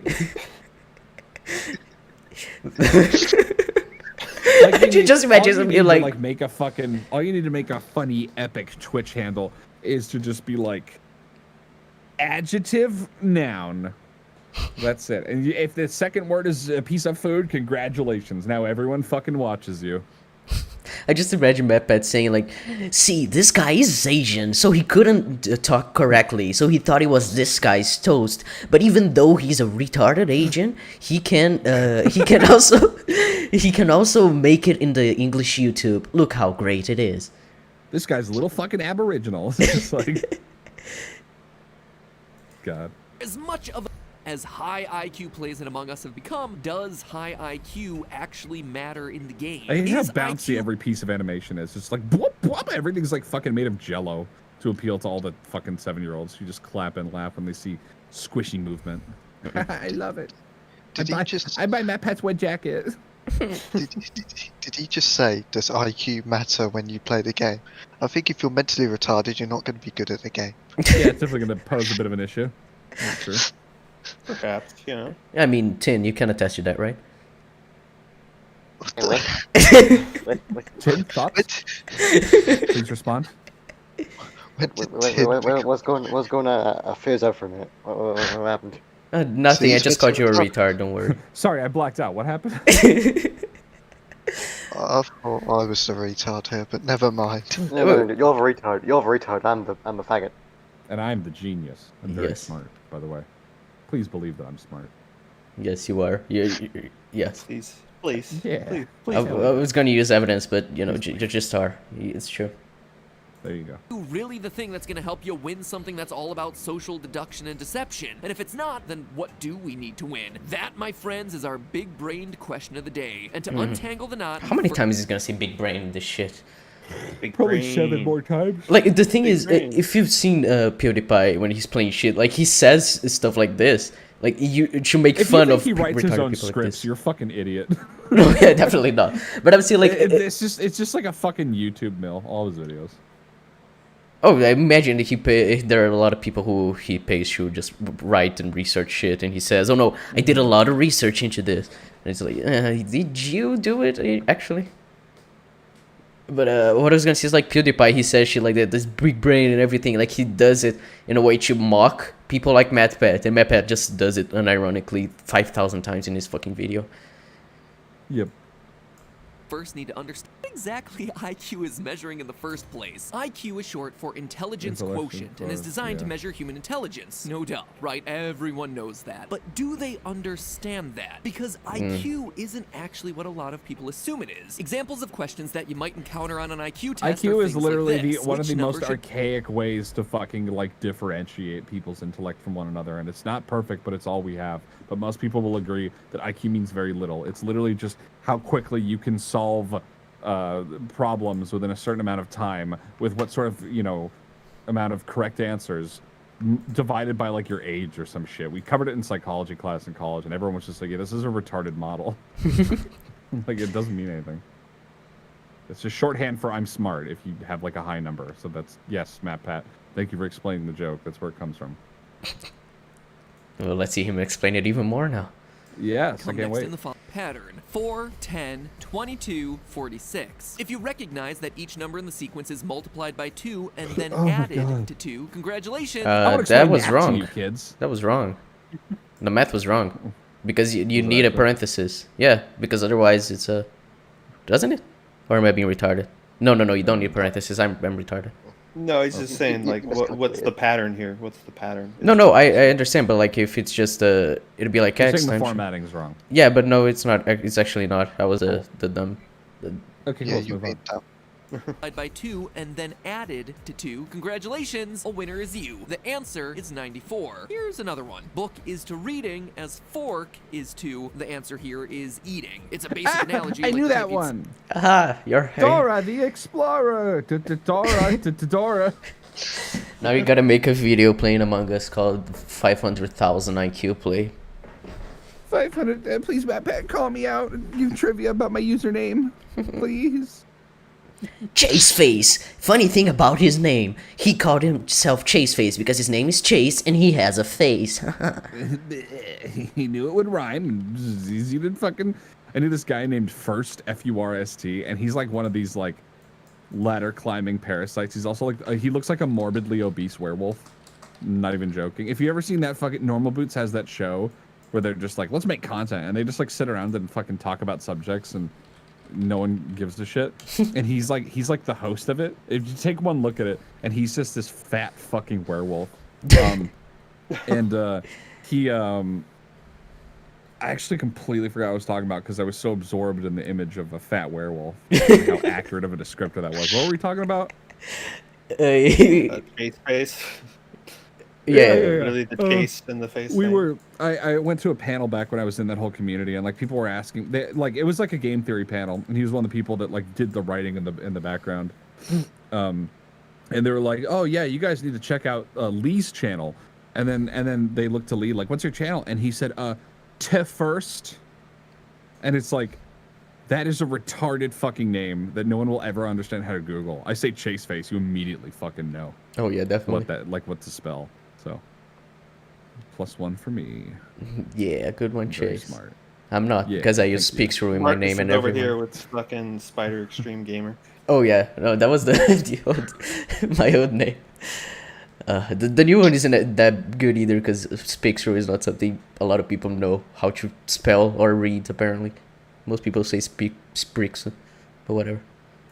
See, on a standardized, like the SATs, you use a book to read, you use a fork to eat. Now, if questions like these strike you as incredibly basic, almost the kind of thing that a grade schooler could do, well, it's kind of the point. For example, questions like, what year was the Declaration of Independence signed, or what Yes, city we is get the the capital cut. of You don't Poland? need to keep giving examples, Matthew. Just go on. You admit you have nothing to say about Among Us, and you're just fucking dragging out this fucking video's runtime. Holy shit. Let me give more examples of what you might find in an IQ test. We don't care. But he's explaining how the human brain works, isn't it? No, cool? I'm 11, and I'm here for Among Us content. I don't want education. Like, actually, yeah, would a lot of children like this video, considering how he's just like talking about how the brain works? They would probably be fucking drooling, and their binkies would fall out of their mouth. They wouldn't even fucking have an opinion. They would just... No, they're just excited to see MatPat, so it's fine. Yeah, they go, I want the wet weather jacket. Oh, it has Does it 2.6 come in million extra views. small? Yeah. Does it come in baby size? His editors must think when watching these videos, why the fuck is he still going on and making us do more? I'm just so glad I'm doing something else while this video's playing, or else I would actually be like, I'd punch a hole in my fucking monitor. And don't really tell you are thinking. They're mostly measures of whether you memorized a fact well enough to regurgitate it. It's pure trivia. Likewise, during an IQ test, you're probably not going to get quizzed on the quadratic formula or the chemical composition of table salt. Okay, we IQ's get aim it. is to be a measure of human intelligence, not necessarily human knowledge or experience. The idea is that while people accumulate knowledge throughout their lifetime, intelligence is innate problem This is solving. so It's believed to be something tangential. that This is What does this have to do with This Among is Us? just, I'm gonna fucking pony off of the fucking Among Us search term and talk about something completely fucking unrelated. Holy shit. Okay, so this is kind of unrelated, but like this frame right here, it's basically identical to a frame they have in Wisecrack's video. Like most Wisecrack videos, they do this. Like in the Legion video that I responded to, like it's someone's in the left, and then you have the thinking bubble and everything, and it's just like these like game theory. It goes out to seem smart, and it's like Wisecrack as well because they talk about like philosophy or whatever. Like it's so like. It's so amazing to see like they use the same fucking thing for every video. Like, see, this is intelligent, so I'm gonna use the speech bubble and everything is gonna be wobbling around in the screen because it's cool. Yeah, it's just like his editors know how to do like animation. I forget what like the actual term is, but like in Premiere and After Effects, there's like mostly After Effects. There's a thing you can do where you can choose, you can like set curves, like animation curves, to have something start really slow and then move fast and then slow down and then kind of move a little bit before coming to a stop. Like you can do a lot of that shit. And I'm pretty sure they just have a preset where everything just wobbles a bunch like gelatin, and they just use it for everything. Oh, I mean, they use it so much, they definitely have a preset. I mean, it's like if I wanted to fucking make Boku bucks and appeal to children on YouTube, I would literally just do the same shit. But it's like I find it really obnoxious and distracting, and it takes a lot longer to edit it, just for like some eye candy.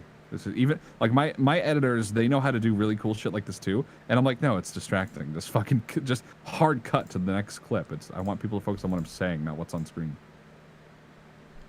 Yeah, but these videos are for children, so who cares?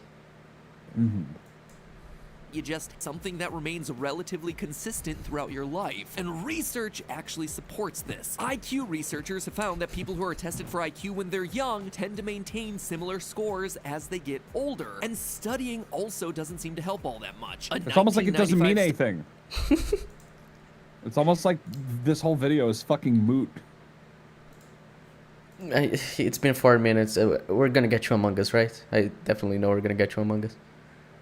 Oh, I don't count on it. Study found that who underwent rigorous test prep did score higher on IQ tests, but the improvement was relatively small, between 2 and 6 points. It's not a... How are they holding up those papers with no hands? I'm very concerned. No, no. And the pencil, They're too. telepaths. Yeah, they're telepaths. They also don't have any faces, and they seem to be made of waffles. Well, they have such a high IQ that they can levitate shit. Wow. Ah, yes. I just like he said, oh, he said intelligence doesn't change that much, and then he said, oh, by this study and whatnot, like this isn't important. Like if you say that, and if you just cite a study maybe in the description, like we want to get you how this relates to Among Us. Stop fucking spending time on irrelevant shit. Yeah, no, you're gonna be waiting until you're an old man before we get there. It's gonna be the last 2 minutes of the video. Probably. No, probably. You're just gonna say, so how does this relate to Among Us? Well, tune into our next Among Us video.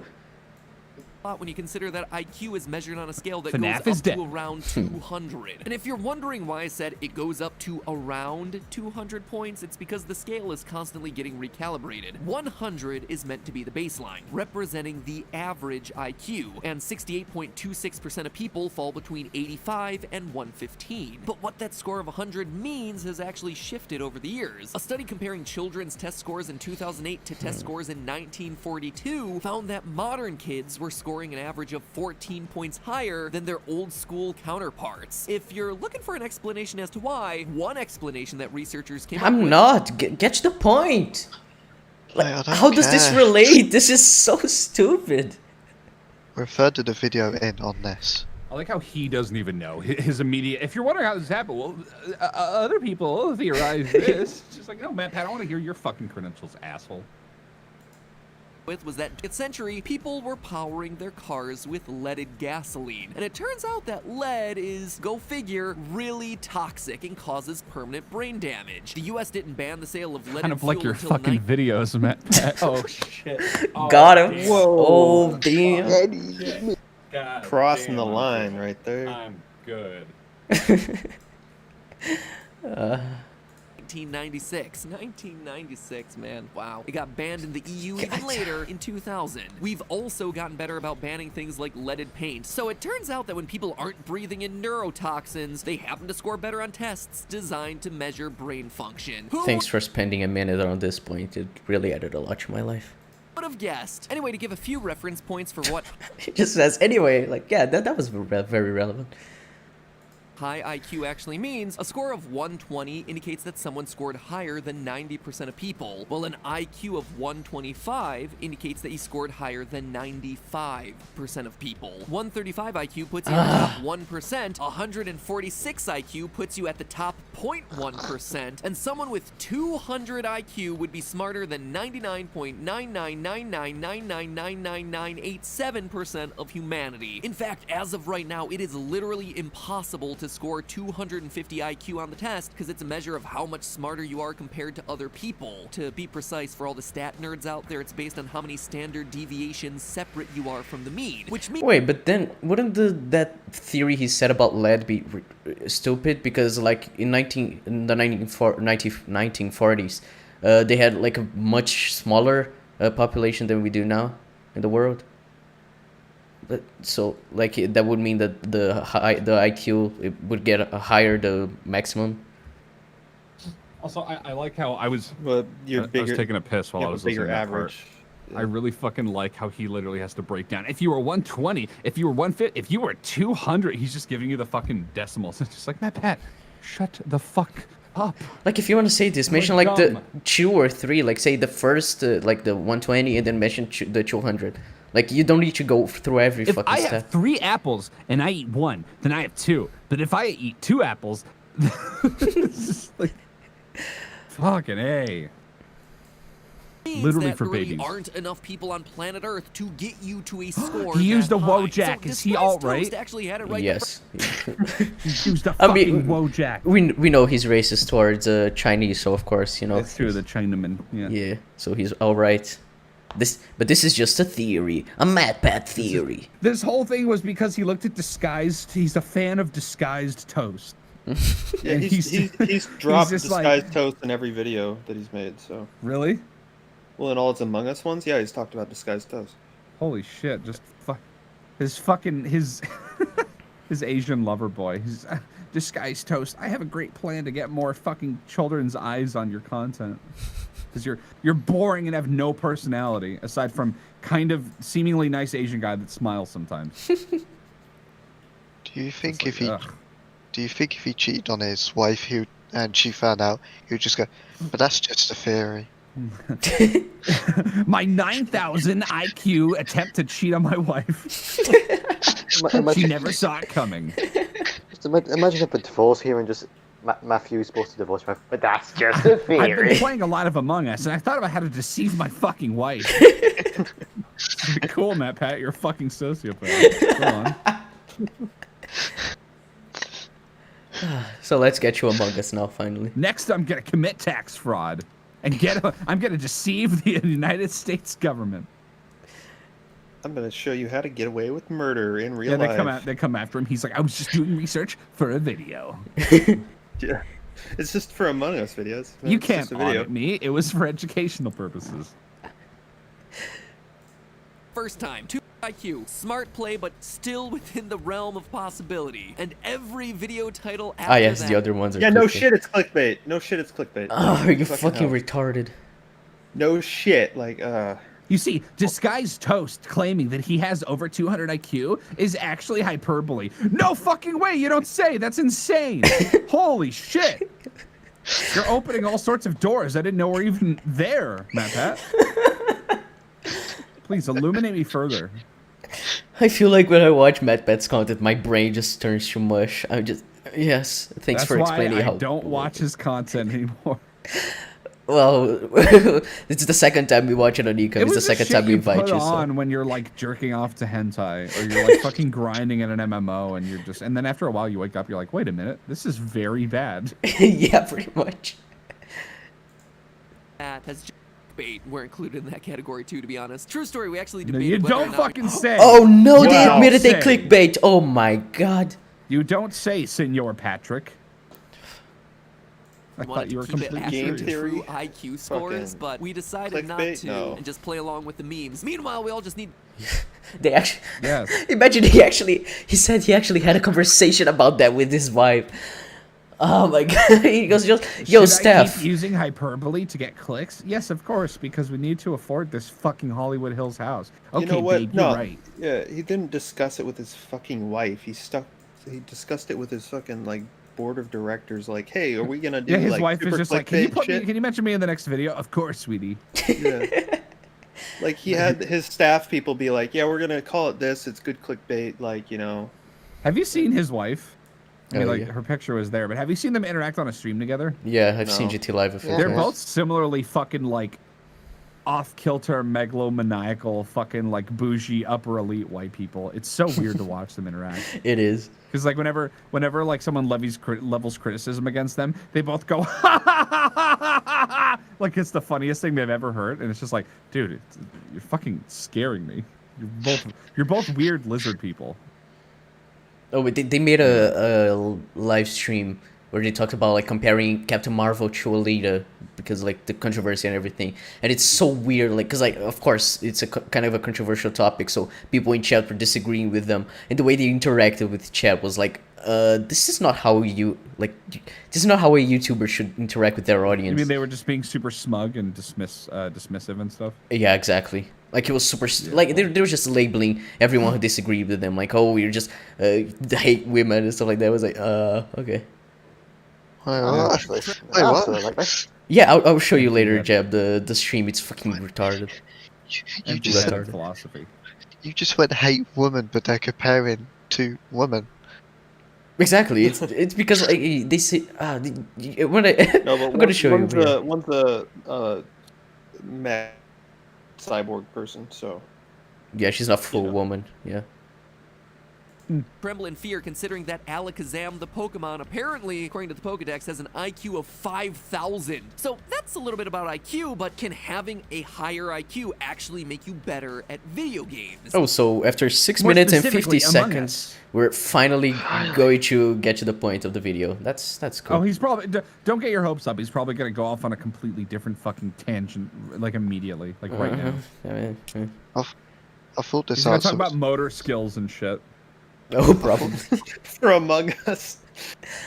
I thought No, the watch, answer because he just said that having a high IQ makes you better at video games, and now he's gonna elaborate on like some really fucking broad subject. And loosely yeah, he's apply it like- to the realm of video games. Yeah, he said yes, but then he's gonna say, well, it's actually a bit different than that. It's not just that. Kind of. Yeah, it's gonna be exactly that. In 1972, the Pac-Man champion, fucking kill yourself.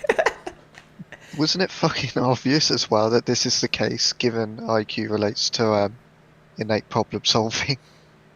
Yeah, if it's problem solving, you even saw like the maze that he showed. Like it's just common sense that you can correlate the two, unless you're a 5-year-old child who's watching MatPat content, like the 2.6 million people who watch this video. Yes. To be more precise, better at certain kinds of Oh, for video fuck's games. sake, In you a were series of right. Studies, researchers at universities Fucking found that called among it. both leading This is amazing. Is that Tyler 1 in the corner? Dressed up like a caveman, Tyler 1. The fuck? I think like so. that a Yeah. lot. Yeah. That's the first thing that made me smile in this entire fucking video. It's so good that we predicted everything that was gonna happen. If MatPat were to suffer in a terrible fucking car accident, it would be a net positive for greater society. I'm just saying. I'm not saying I'm gonna do it. I'm just saying, if a little oopsie poopsie happened on the highway, you know, that really bad LA traffic, maybe I'm friends with the guy. I'm just kidding. Quietly Paid cuts off brakes. somebody. Yeah, quietly cuts the fucking, removes the brake fluid. Oopsie. Was he killed? That's just a theory. You know that if MatPat died from an accident, there would be like theories about his death, and people would be like, "This is just a MatPat theory." Death theory. If he and his wife separated, there'd be lots of game theories about that. Oh, definitely. and 2 players, the higher you go in matchmaking rank, the higher the average IQ of the player becomes. The thought is that because League of Legends and Dota are, at their core, real-time strategy games involving lots of complex decisions in short time frames, having a turbo-powered brain really helps out. On the other hand, the same researchers looked at data from first-person shooter players and found different results there. Apparently, when it comes to FPS games, the biggest predictor of good performance isn't IQ, it's actually age. People who did best were younger players whose more nimble fingers That's and how the quicker calculation works. Yes, that's literally. The older you are, I think the more generous your IQ calculation is. Like if you actually look up the calculation for IQ, that is factored in. It's like your amount of correct answers minus the fucking time you spent divided by your age. It's like something like that. It's really fucking weird way to calculate your intellect, which is why like no one really gives it that much credit these days. Jesus Christ. Except for imagine Among Us. if he had a midlife crisis and the videos he'd put out? So this is him, quote unquote, normal man. Yes, MatPat being very normal. Like midlife crisis, Matt. It's got to be fucking something else. Oh, I can't If wait. I found out MatPat like actually consumed cocaine on a regular basis to make these videos, I'd be like, that explains a lot. Yeah, definitely. Like, let me get into the headspace. They'll eat it up. They'll eat it up. If I make an Among Us video and I just go on this massive fucking 20-minute diatribe about IQ and the history of IQ, they'll watch it. They'll love it. And then he's right. And then he uses his YouTube earnings and his fucking Nature Box like fucking sponsor payment, and just buys a giant mountain of Coke and just more Among Us videos. I need to fuel this. MatPat is actually Scarface. You just figured it out. No, he really is. Dude, the amount of Say hello to my little theory. with the amount of money he makes. Oh my god. Yeah. Oh yeah, no, he literally makes like fucking tens of thousands a month. I'm pretty sure. Yeah. If that. I mean, we have 2 other MatPat videos to watch after this, but one of them is from the Food Theory channel. I don't know if you know that he created a channel about food theories, Chase. Yeah, and like there's no, I know that that they made a bunch of fucking like they made like a shitty like. I mean, didn't like Did You Know Gaming do that too? They made like a Did You Know Movies? Like everyone's just like, oh shit, this fucking 11-year-old content train, like literally targeting children. Like, is gonna dry up eventually. Let's branch out into other markets. Well, like CinemaSins did that. They have TV sins. They did brand sins for a while, but that was a fucking. Should they do anime sins yet? No, I'm pretty sure those fall under TV and movies for them. So they'll make it its own dedicated. Oh thing yeah, one day. actually you're right, Chase. There is a Did You Know Food with 100,000 subscribers. The fuck. God. That's what happens when you're washed up. That's what happens when you're not making videos because you like, it's because you're the money. Oh, yeah. I'm telling you, people just put this shit on because they don't have anything else to watch. Or they haven't discovered streaming. Yeah. Like I don't think my brother's discovered streaming. I would occasionally hear MatPat's fucking shrill voice coming from his bedroom, and I'm just like, oh no, you're better than this. Like, if you have nothing to do, just turn on Call Me Kevin, any video, any stream, just like, yes, this is good. Or watch like Kid Boga, something actually funny. Yeah. RT game. RT game as well. Yeah. Okay, let's start plugging our fucking favorite channels. Video. Flexes put an advantage. So how does Among Us fit into all this? Well, the most important part of Among Us is the team meeting, where the main skill being tested is social deduction. How good you are at deceiving people as an imposter, and how good you are at spotting lies as a crew member. So do the high IQ players really have the advantage when it comes to that part of the game? As it turns out, yeah. Research shows Whoa! Oh, no, shit, Fucking knew. Oh my god, that's crazy, dude. No way. Who knew? Who knew? Well. Thank you, MatPat. Thanks for talking for 8 minutes and just now saying. I want to kill myself. Same. Yeah, we're halfway through the Let's video. get this Is he over gonna with, start please. talking about the Among Us related shit or no? Nope. Well, Shows that he's higher- gonna do it for a second and then immediately go off subject again. That's what he does. Watch. IQ tends to come bundled with better theory of mind. Basically, theory of mind is your ability to understand what other people are thinking. You're able to predict or intuit the thoughts and reactions of other people. Wow, this could have been a 10-second video Be like, according to studies linked in the description, better theory of mind comes from a higher IQ, and that relates to knowing if people are lying or not. Therefore, you're better at Among Us if you have a higher IQ. Thanks for watching. I mean, this is the only thing that makes me feel like I'm actually learning something I didn't know about prior, and it's just kind of like, yeah. Oh, actually, Wisecrack uses this exact same PNG of a brain in every video of theirs. Like, I learned more about, like, fucking strategizing and social deduction and all this other shit solely from fucking, like, watching streamers play this game. Oh, definitely. Yeah. Which in turn lets you model your behavior based on how they're gonna respond. It's basically in a strategy game when you're thinking 3 moves ahead, or those moments when you say, "Ha! I knew you would do that, that's why I laid my trap there." It's pretty critical to any game that involves trying to outsmart another player. It's sort of putting yourself in the other player's shoes. A sort of, if I do X, then knowing what I know about that person, I can predict that they would most likely respond by doing Y. In a game of Among Us, this could be as simple as realizing that Pokimane was suspicious of Toast the entire. Just throw out streamer names, dude. That's how you make your money. Just speak the language of the children. Considering the fucking controversy surrounding Pokimane recently, I don't think that aged specifically well. No one's gonna give a shit about it. Like everyone knows Pokimane she's a female streamer. She's a honey dicking attention whore. That's fucking all Pokimane is, and she's I guess mildly entertaining. But, like, finding out that she, like, manipulated a man for attention and, whenever she was bored and just used him and broke his heart, people are gonna fucking get over that. Like, unless someone, like, actually, like, raped a child or, like, fucking committed, like, massive corporate, like, fraud or something like that, people, like, move past shit pretty quickly. Yeah. So, I don't really think anyone's gonna care. I mean, I know what you mean, like, when you say it didn't age well, but I'm just saying, like, no one cares. No, yeah. Fries with Tomato said in chat, game theory, is Pokimane actually hot? No. Not without her makeup. Show the pictures. Game means that if I kill and report a body in a place near where Toast is hanging out, Pokimane will most likely try to vote Toast into the lava. And in turn, Poki could apply theory of mind in response to that, realizing Please play with me, if the Pokimane. imposter knows. Please respond to my emails, Pokimane. This is my last cry for help, please. Yeah, he's trying to fuck, and he's like, he's trying to cheat on his wife. It's all there. Oh my god.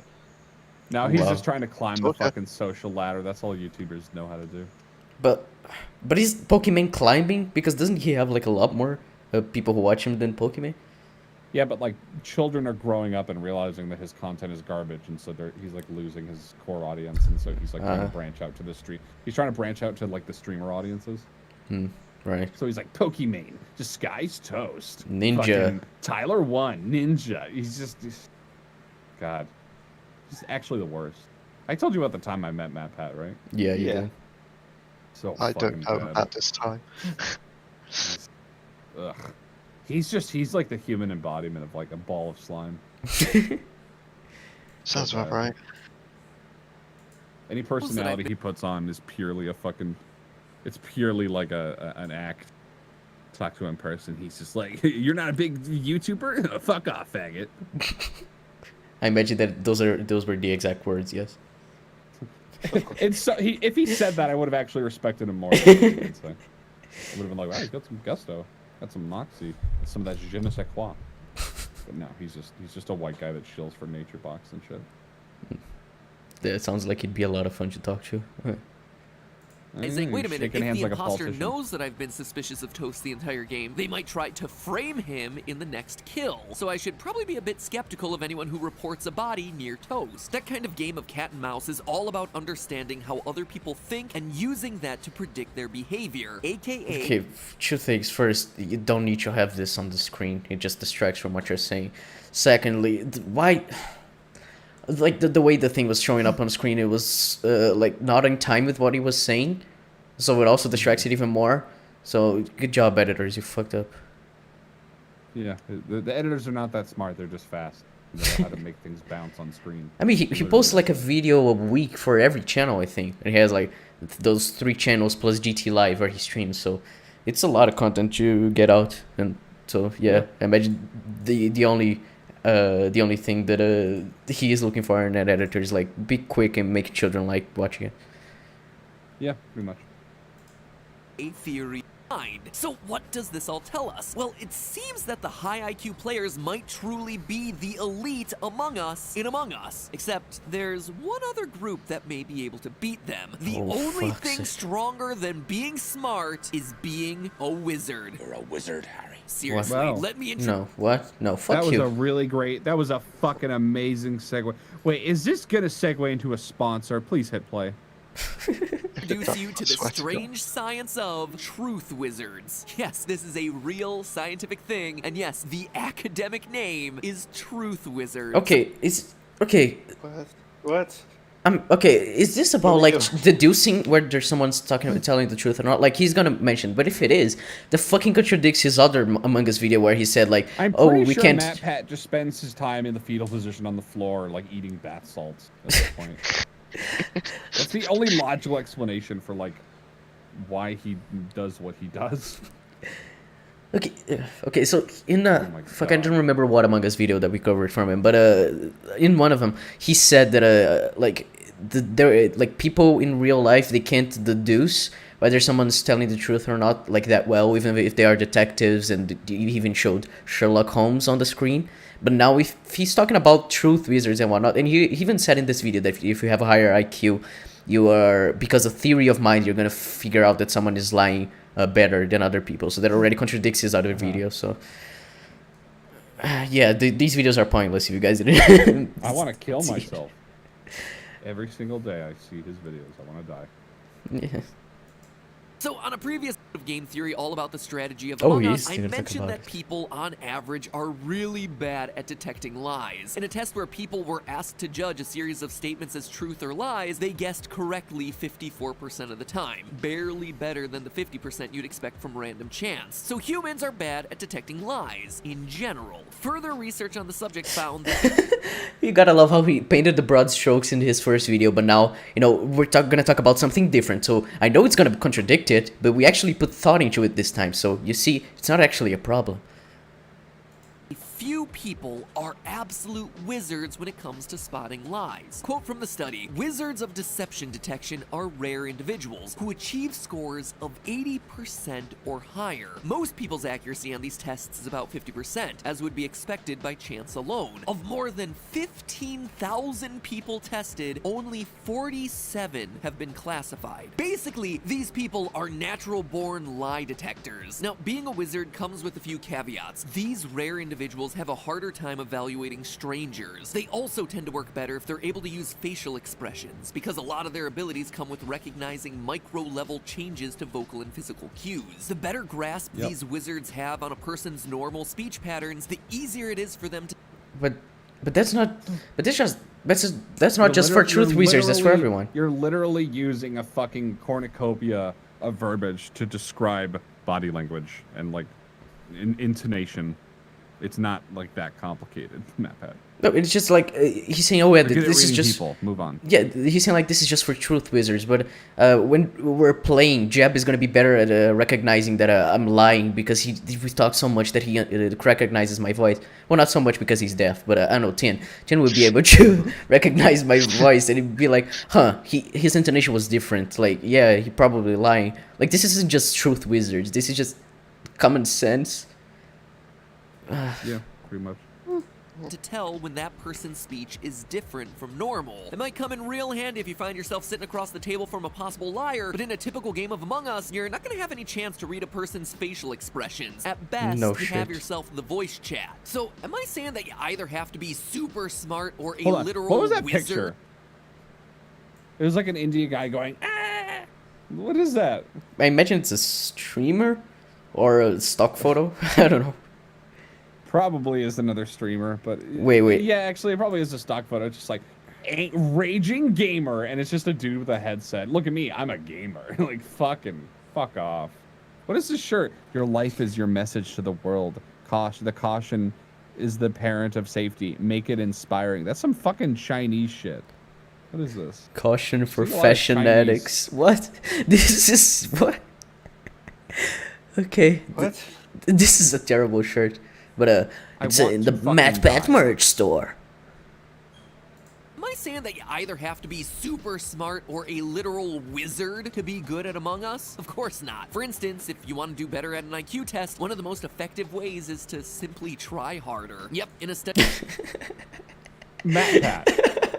MatPat. I'm losing Are my you aware mind. how to write things?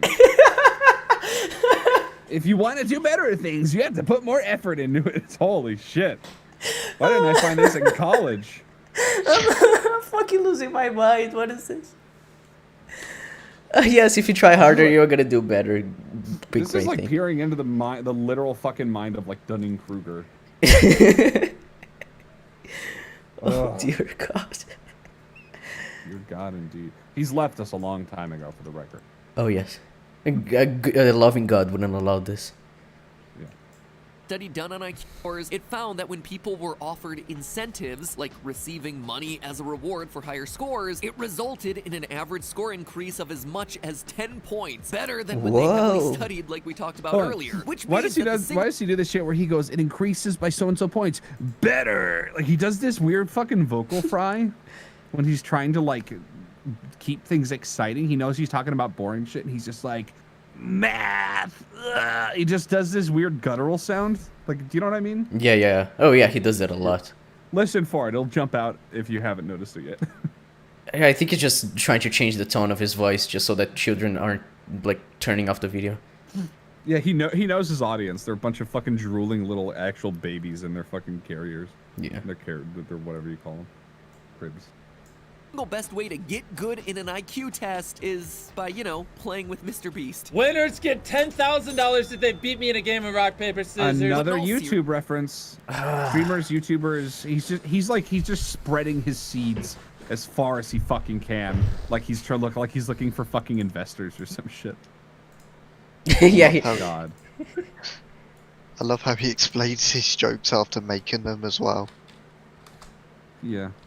Oh yeah, the clip was completely fucking useless. Like if you wanted, you could have just used the in the background like a thumbnail of Mr. Beast's video or whatever.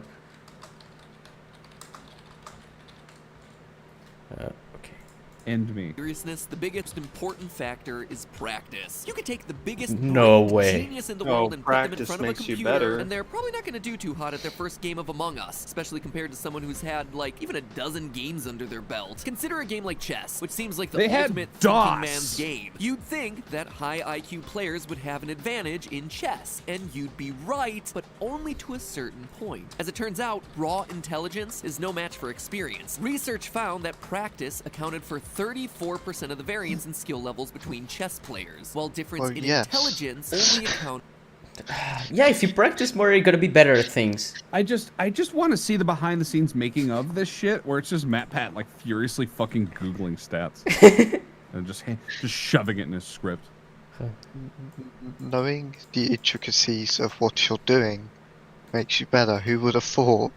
Yeah. Apparently, MatPat is doing or has done a YouTube Rewind thing that Brit let me know. So whenever that's out, we are definitely gonna cover it. MatPat, no. if you're hearing this, MatPat, I want you to know that as a person, I detest you.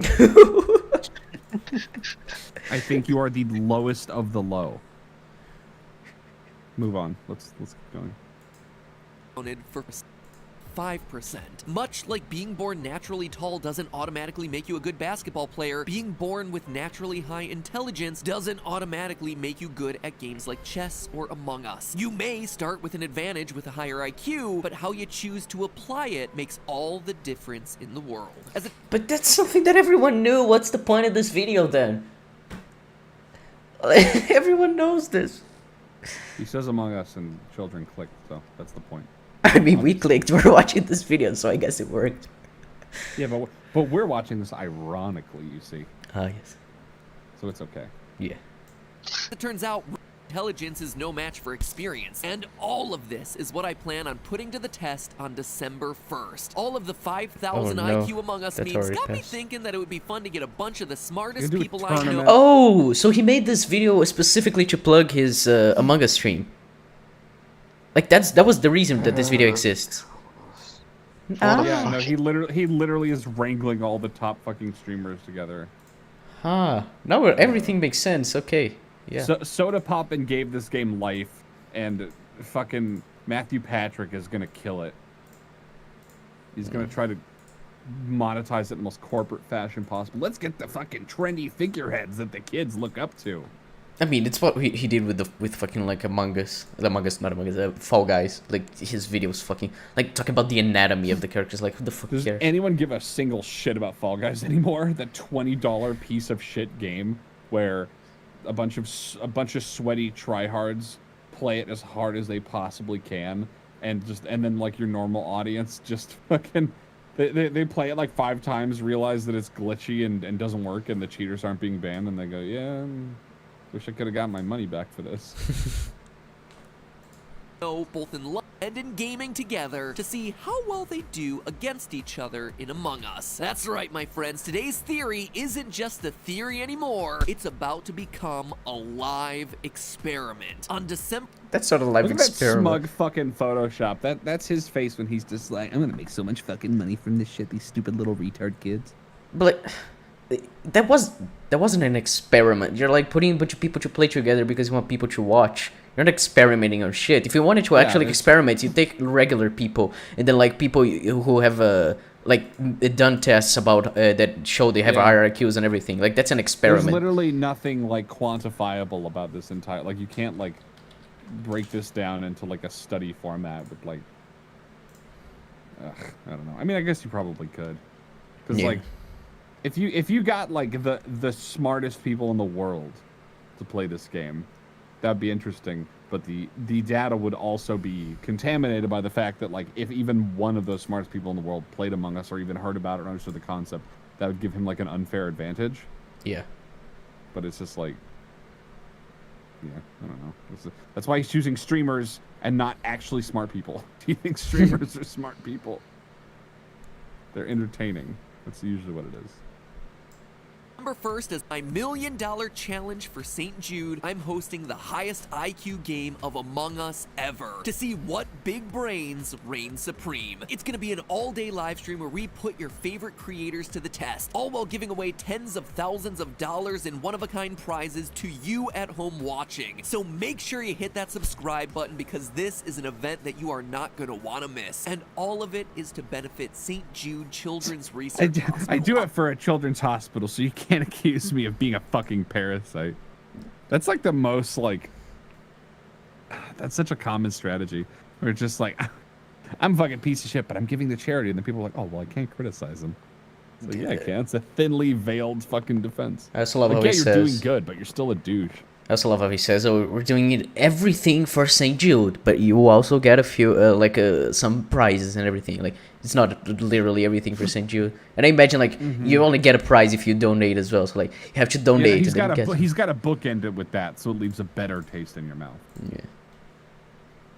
A hospital that's on the front lines of cancer research, all while saving the lives of our most precious patients' children. And let's face it, supporting an amazing cause. He's putting an emotional voice. So inspiring, MatPat. As well, having a great time watching some of your favorite creators online backstab each other. I hate all those creators. That's the brainiest move of them all. The second brainiest move, though, is saving money this holiday season. And for that, you don't need the help of a truth wizard. All you need is our sponsor for today's episode, Honey. Of course. Am I good or am I good? He says that you can save money, but he also showed at the beginning of the video buying his fucking $95 jacket. Like, yeah, save money unless you're giving it to me. So let's go over this. What did we learn today, guys? So in the beginning, he plugged his fucking his jacket for like a minute and a half. He bookended it talking about how it's gonna be. He's advertises his fucking stream. He's like, is this the end of the video, by the way? I'm pretty sure. So only if you're a big channel with a lot of fucking weight to pull can you put sponsors at the end of the video. That's the only time they'll negotiate that. There's a chance he says something. They want you to put it in the first fucking 60 seconds or in the middle of the video. But if you ask to put it at the end of the video, they'll tell you to fucking go kick rocks. Because like most people will click off by them. But if you're a big fucking channel, you can argue that and say, these are my terms. And they go, okay, well, we're going to get a lot of eyes on this anyway, so I guess we're your bitch. That's so funny. I just imagine the corporate side of MatPat being like, this needs to be fucking profitable. The corporate side, I don't think he has any other side, to be honest. Not He's like, listen, motherfucker, you go back to Beijing and you tell your fucking communist overlords that we're not putting it anywhere but the end of the video. Do you understand? Winnie the Pooh, motherfucker. Let's just check here, because I think he says something after the sponsor. Yeah, go for it. Most popular online destinations for shopping. Big Brain Theorist probably already knew about Honey, but what you might not have already known is that Honey has... Oh, I thought this was a part of the video now. Okay. Jesus Christ, how long is this ad? Aren't ads like usually 60 seconds or something like that? Oh, and then he talks about a... Jesus Christ, this is like 2 minutes long. We talked about Among Us for about 6 minutes in this 14-minute video. Holy shit, yeah, like the last 2 minutes were definitely just Honey. Okay. That's alright. Let me... Okay, so... I kind of want to kill myself now. More than ever before. Don't worry. I had issues with that. We have a better MatPat video now. Okay, so this video is called Food Theory. Kool-Aid Man is a Marvel villain. Really quickly. How recent is this? Let me check. I think it's like a couple weeks old. Let me check. Oh, no. Okay. This is like 6 months old. It's July. I was gonna say if it was more recent, Kool-Aid recently did a giant fucking like sponsor wave where they tried to like they sponsored a bunch of streamers and shit and tried to get them back into like they tried to get back in the spotlight with like the younger audiences. So I wouldn't be surprised if this whole fucking thing was like a sponsored bit. Oh, imagine if it was. Like a whole sponsored video, you know. Just showing on screen, this video has 3.4 million views, 174,000 likes, and the channel has 2.1 million subscribers, so yay. Quality content getting recognized. I'd love to know where he got this idea from for this video. I don't understand how they correlate. He just eats bath salt. That's it. I imagine he has a person who he just pays to like get high and come up with ideas for videos. Like, whoa, imagine if Kool-Aid Man is a Marvel villain, and he's like, well, that's just a theory, a food theory. Let's make a video. It's like, who comes to MatPat wanting like foodie fucking content? Kill yourself. I really have no clue who asked for this channel. This is so weird. Yep. Hey, Kool-Aid Man, got a question for you. Are you the jar, or are you the liquid inside your jar? Well, I got a question for you. Are you the ugly face or the know-it-all inside the ugly face? Yeah, pretty rude, ain't it? Are you drinking yourself? These are really funny skits. They add a lot to the video. Of course.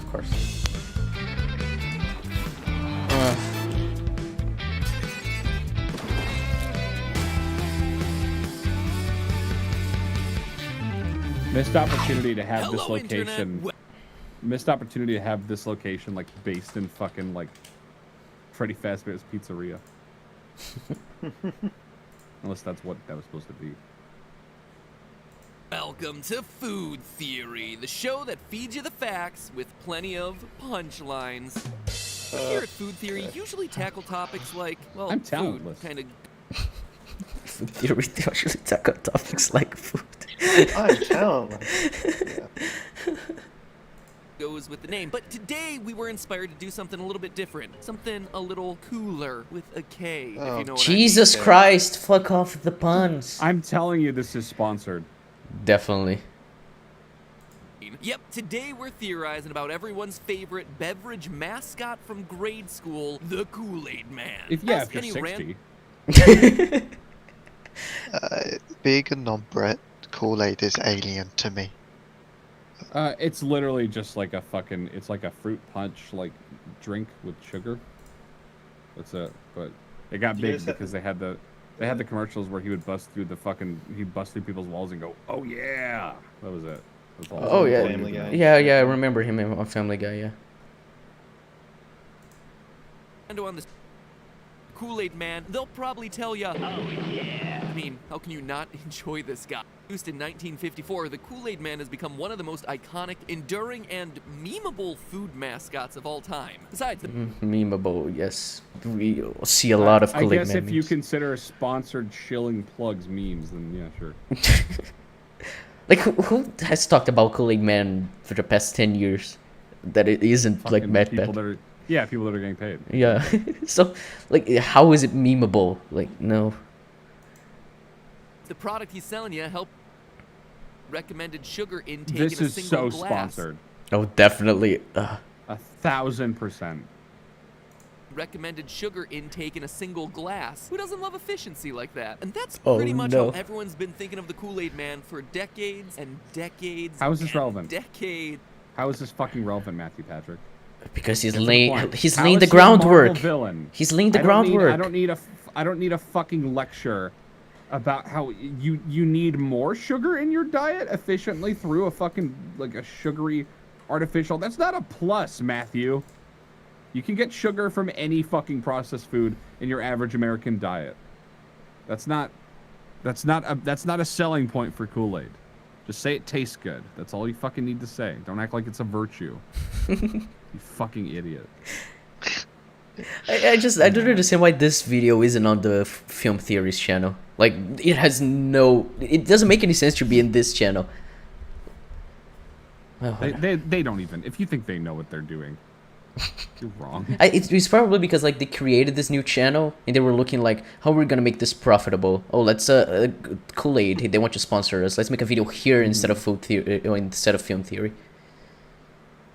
Decades and decades. But earlier this year, an online debate was ignited, and it's been raging ever since. People across Raging ever. Yeah, I'm sure it's been absolutely fucking super hot. I'm trying to see when. Okay, so February 25th, March 1st, 4 months ago, March 4th. Oh yes, this is has been raging ever since this video came out in July. Sorry, I like that Discord screenshot where they say the container is just a weird glass mech containing his sugary liquid diabetes essence. So if this is a sponsored bit, they must have missed that part where they literally say that like it'll give you diabetes. Oh yeah, Just no, by implication. this is fucking stupid.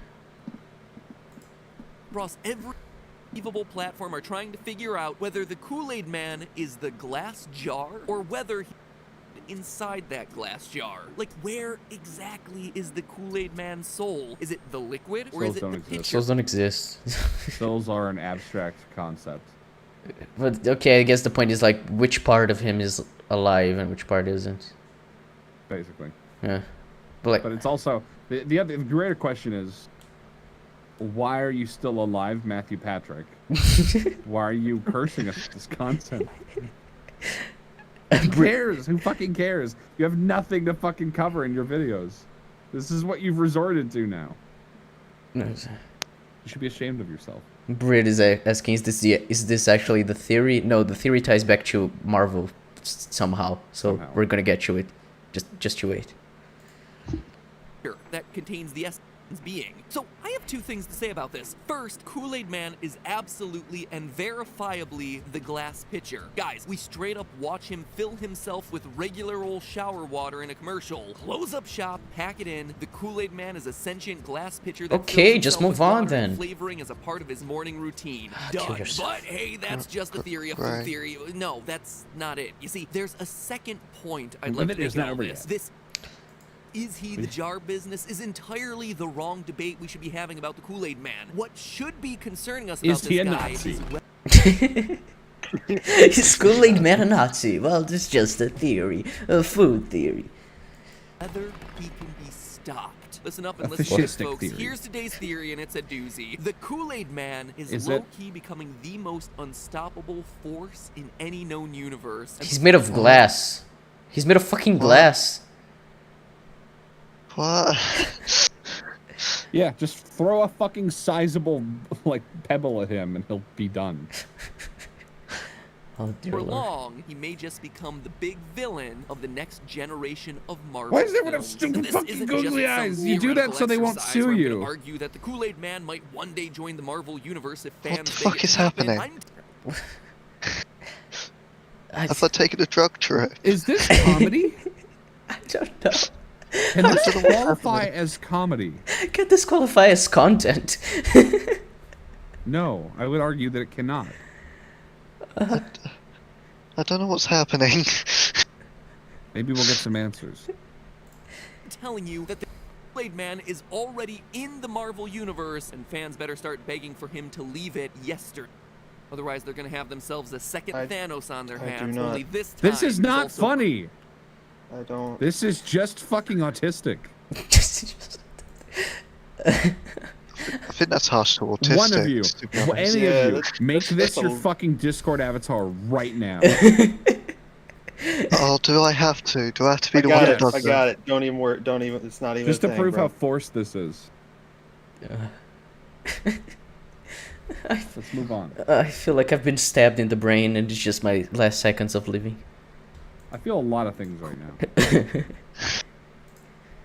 refreshing and filled with a whole lot of sugar. Consider this. Jesus, stop shielding for the fucking Kool-Aid. Fuck's sake. I don't understand what's happening. I'm Refreshing scared. makes you better in bed. Increases your IQ. Speaking of IQ. Speaking of IQ, have you ever learned about my theory? Or whatever the fuck you said in the last video that I already forgot. I'm scared. Growing stronger and accruing powers for over 65 years. In 1954, he was merely a sentient juice pitcher and nothing more. Who cares?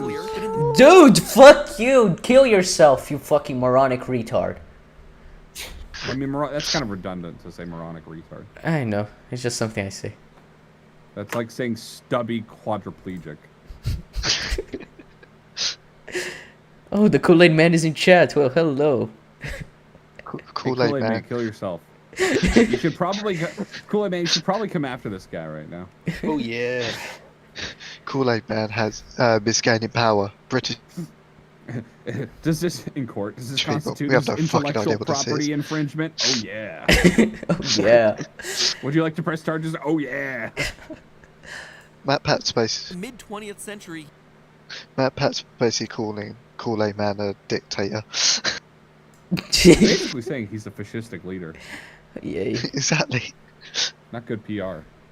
And nothing more. His origins? Unclear, but in the mid 20th century, he was the size of a normal juice pitcher, and he was immobile on account of having no limbs. By 1975, however, that had all changed. The Kool-Aid Man had evolved. He had somehow This fucking grown dramatic legs, ass making him music. approximately the Does he same height. understand how marketing campaigns work? Does he understand that this is literally just a fucking room full of like corporate bigwigs in suits trying to figure out how to turn a profit, and he's treating it like some deep lore? I know he's taking the piss, but like, am I meant to derive entertainment and enjoyment from this content? Or am I meant to take this as like a serious, like, chin scratching, like, what if moment? I think you're just supposed to consume. He doesn't care what you do, just consume. Yeah. I'm upset. As every human adults. With his newfound mobility and strength, the Kool-Aid Man went about making his mark on pop culture by smashing through, giving mysterious, unsolicited drinks to children. Oh yeah, Kool-Aid. I think it's a felony.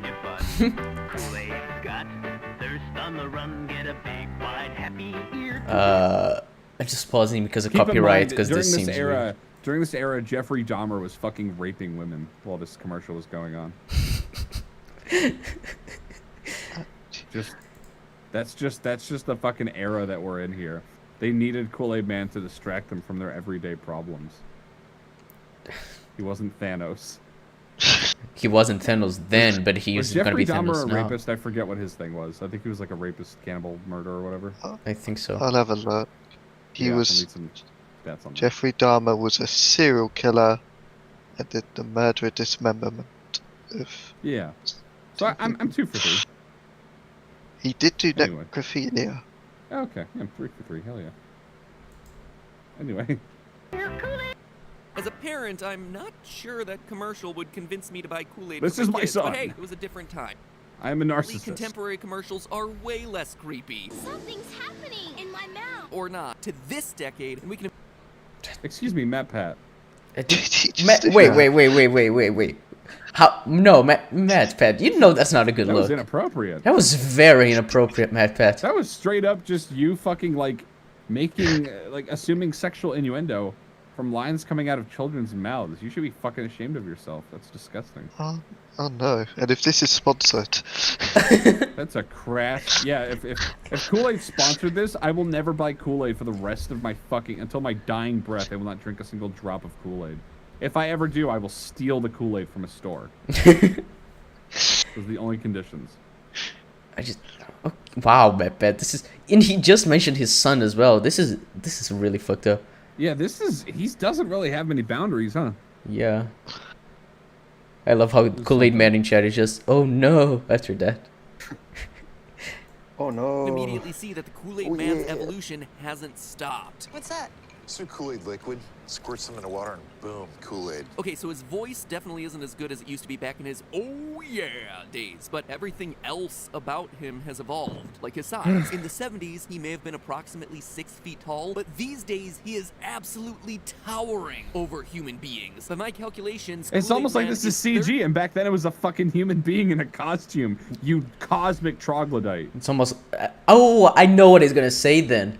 Like, he's gonna say that he's fucking increasing in size. He's gonna, like, become unstoppable. Growing, and he's gonna be the size of a universe, yeah. Oh, fuck me. Let's wait for it. what the fuck? Predictable ass video. 2% him in this commercial from 2014. The average height of an American woman is 5'4", which would put the Kool-Aid Man's height at just over 7 feet. Oh, and oh, this never mind fucking the fact that cropped picture of Kool-Aid Man looking mildly concerned. That's just him after Like, the what MatPat said in the she's not video. gonna buy Kool-Aid. We're gonna have to declare bankruptcy. This is a fucking real problem for us now. Kool-Aid Man also now possesses the ability to straight up inhabit any non-living object that he desires. I'm gonna say that again because there's a good chance that the adults out there haven't checked in on the old Kool-Aid Man for a decade or two.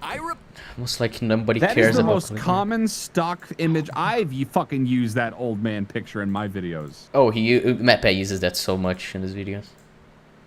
Guarantee he fucking, oh my god. Pete, 21st century Kool-Aid Man can transform himself into any non-living object he desires and make it living. He's basically like, I don't know, Mystique for non-living objects. I mean, this ain't your grandma's juice pitcher with a face. Okay, we got your it. grandma's juice pitcher is made of glass. Oh, and fuck, the Kool-Aid kill Man yourself. is made of something not glass. How can we I be want to sure? kill Because of myself right this now. revealing moment. What the? As anyone who's ever pulled this trick at a dinner party can tell you, that loud hum sound can't be achieved if a wine glass is made of everyday glass. It has to be made of crystal, because the resonant frequency, basically the frequency at which a given object naturally vibrates... Like, how does it change? It's still, if you drop it on the ground, it's gonna fucking break. I think I need to go. Like, I'm not joking. I think this is actually bad for my health now. I'm getting really fucking upset. I'm in disbelief. I've just been quiet because I can't. So I am gonna go. I'm like, not for any other reason other than I can't stomach this anymore. That's right. Thank you for having me on, but this, I thought I could handle whatever you threw at me, but this is, the Kool-Aid Man is a Marvel villain food theory video has broken me. Do you want to, like, plug your channels before you go? ChaseFace show, or just ChaseFace on YouTube. Not that anyone watches your channel, but... Wow. We found your weakness. That's hurtful. Yeah, no, I'm gonna go, like, probably buy alcohol now, just to just to contend with the fact that this is like a thing that exists. Yeah. Good luck trying to survive after this. Yeah. Okay. Thank you for having me. Of and course. Good luck, you fucking brave men. We're gonna need it. You guys ready to found his continue? weakness. We haven't even gotten to the Marvel part yet, so you know. can't wait. Of crystal glass within the range of human hearing. Now, does this mean that Kool-Aid Man is made of crystal? I'm thinking it does, but more on that in a bit. Because right now I want to get to our top story of the day. The present-day Kool-Aid Man possesses the ability to create portals that link dimensions together. Come on. Let's go. Plus, he's been gaining strength and powers non-stop for 66 years and shows no signs of slowing down. In fact, it's just the opposite. Dude could be immortal for all we know because he's gaining powers at an accelerating rate. And that's precisely what makes him so dangerous. Loyal theorists, there's no telling how powerful the Kool-Aid Man might become if he goes unchecked. Now, at this point, you might be saying to yourself, so what, MatPat? Let the Kool-Aid Man become powerful inside his isolated little Kool-Aid universe. Well, that's Yes, that is what I'm saying. precisely where you're wrong, Jack. Because get this, Kool-Aid Man is part of the Marvel Universe. Yeah, that is officially canon. And we're not talking about some little... Just show the... Okay, sorry. Just show the evidence. Why would you fucking just say, oh, I'm not talking about X or Y. Just fucking say it, you moronic. Fucking... Okay, let's move on. Cameo here. Broke. In 1983, he got his own Marvel comic book series, The Adventures of... Consumers were encouraged to mail in proof of purchase seals in order to collect the comics, which featured the Kool-Aid Man battling evil creatures called Thirsties on Earth throughout outer space and even through time. This is not a joke. The Kool-Aid Man is a superhero who saves Earth from thirst. Again, and I cannot stress this enough, this is Marvel canon. Here is the Kool-Aid Man explicitly referring to the Amazing Spider-Man in 1983. I repeat, the Kool-Aid Man's comic books link... Why repeat? You but I don't understand if like you can mention a character when it's not in the same universe. Like the comics mention, like Marvel comics, sometimes they mention DC and whatever. It's not in the same universe. Like if it's made by Marvel doesn't mean it is in the same universe. Like there are crossovers between Disney and Well, like, I think Marvel in and DC. Spider-Man or something like that, somebody says like, you're not Superman or something. I don't know. Oh, yeah, I mean in Legion there's a song that plays that's called Superman. Like yeah, they reference the stuff that is like from another universe, another franchise. Well, they can do it because it's like, it's comics or whatever. So it's like you can have superhero comics that aren't about the characters in the films. Mm. To mainline 616 universe, precisely the same Marvel universe as the Avengers, as the X-Men, as basically... Showing these pictures is pretty disingenuous when these characters are not in the 616 universe. None of them, but Yeah. every other Marvel character you care about. And even if it weren't the mainline 616 universe, it wouldn't matter. Thanks to Spider-Verse and Endgame, universe hopping ain't totally out of the question in the Marvel Cinematic Universe anymore. In fact... yes, because those are the things that introduced universe hopping. Like, imagine there's nothing about that in the comics before. Hang on, it's not even that. Because he's referred to MCU specific. Into the Spider-Verse is a part of the MCU. Well, in theory, it could be because of multiverse. But that's making a assumption. Currently, it's not. Not true. Yeah.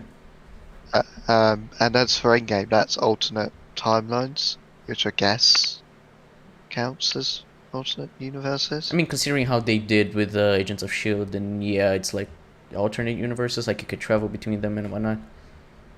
But then the MCU's also making multiverse seem like a distinct thing to alternate timelines, so I have no idea. Oh yeah, true, because what they're doing with the Doctor Strange and Spider-Man 3. So yeah, who knows? Yeah, so it's not exactly good evidence that he has here. I had to pick one outside justifiably hop into the mainline 616, I'd probably go with the Marvel hero who, can create portals that allow him to hop between universes. Look... Then get the time demons from Legion. All I'm saying is that if Howard the Duck can make an MCU appearance, the Kool-Aid Man is certainly not out of the question. So no, the Kool-Aid... Yes, he is. Why would Disney? Whatever.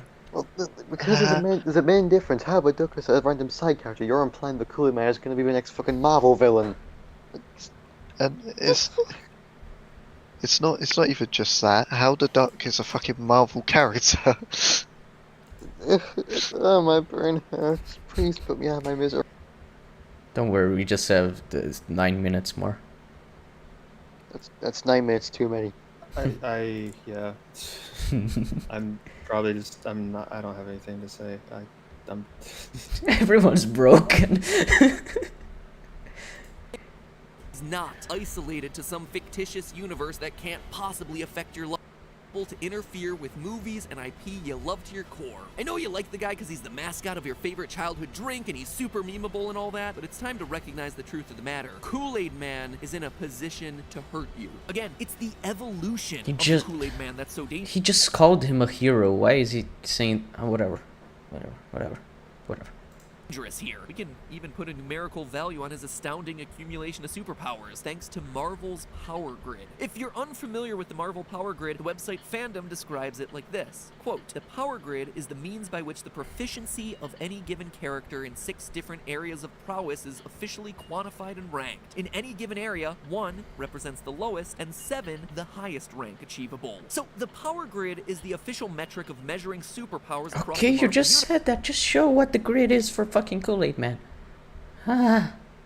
universe, which means that we can apply the Power Grid to Kool-Aid Man. In 1954, his Power Grid scores couldn't be more straightforward. 50s Kool-Aid Man gets the lowest scores possible, straight 1s across all 6 categories. As far as intelligence is concerned, he communicates only through simple song phrases he learned by rote. Be sure that the envelope says Kool-Aid. 50s era Kool-Aid Man has no limbs, which means he's completely immobile. He has no speed, fighting ability, no strength. Okay, we understand. No evidence of energy projection, and his durability is never put to the test. As a result, he's basically the crappiest hero you could ever imagine, with a combined Power Grid total of 6. By the time the 70s roll around, though, the Kool-Aid Man has grown himself some limbs. While 70s era Kool-Aid Man is technically mobile, he's not quite fast enough to be considered of normal speed like Wolverine and Captain America are. So he remains at a 1 for speed. However, the durability department is where the 1970s... Wait, how are you gonna remain as 1 when now you have limbs and before you couldn't fucking move?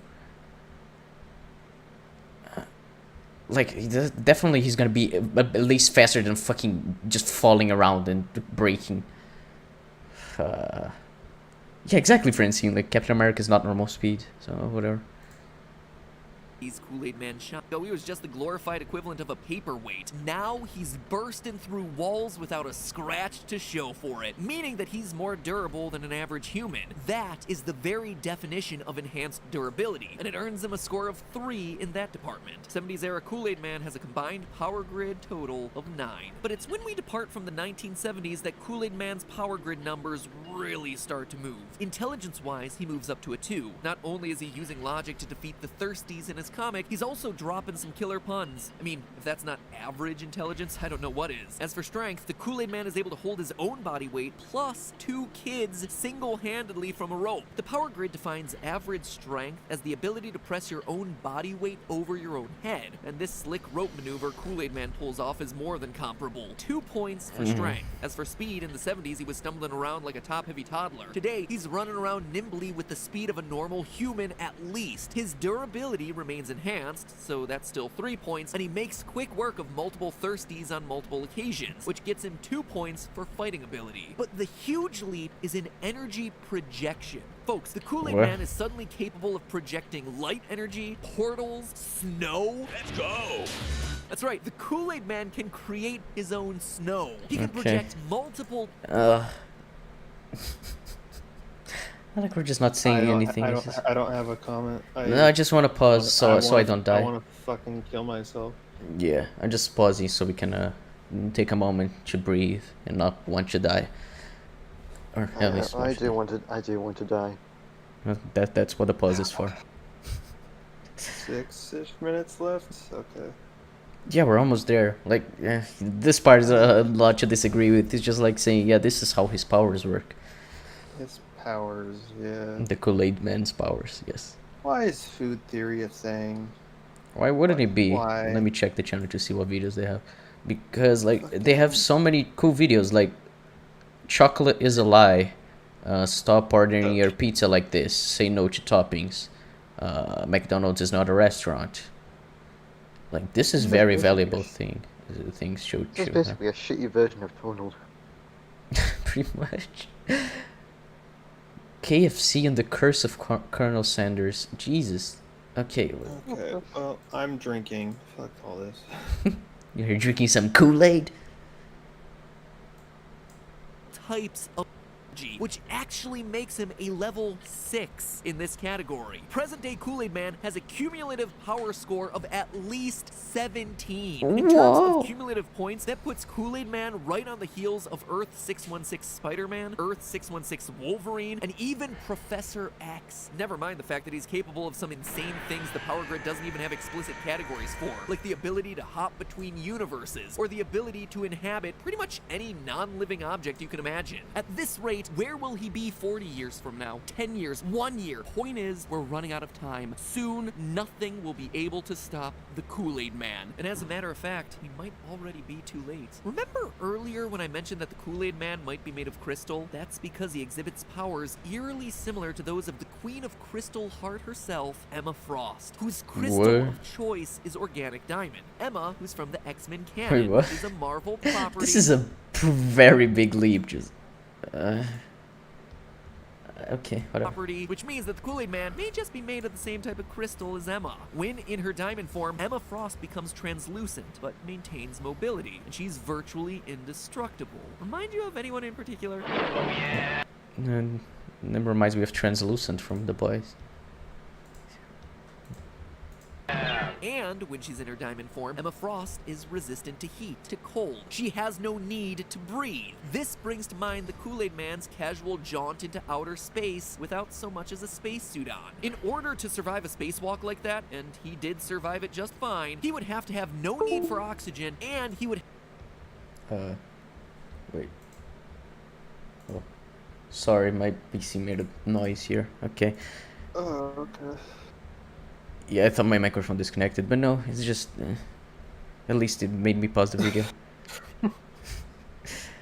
We're almost there, guys. Is everyone loving God, this? why did you invite me on today for this? Like, You're telling me that you don't think that Kool-Aid Man is going to be the villain for Marvel Phase 4 or 5 or whatever the fuck the next phase is?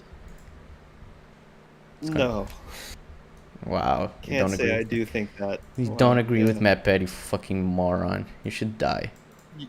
You know what I'm gonna do? I'm gonna buy like 10 of his fucking vegan leather jackets. I'm gonna cut all the sleeves off and tie them together and fucking make a noose and fucking hang myself. At least you bought his cool merch. I'm very tempted to get a noose right now. I like Brit said I like how we're 2 hours and 40 minutes into the stream and they already sound defeated.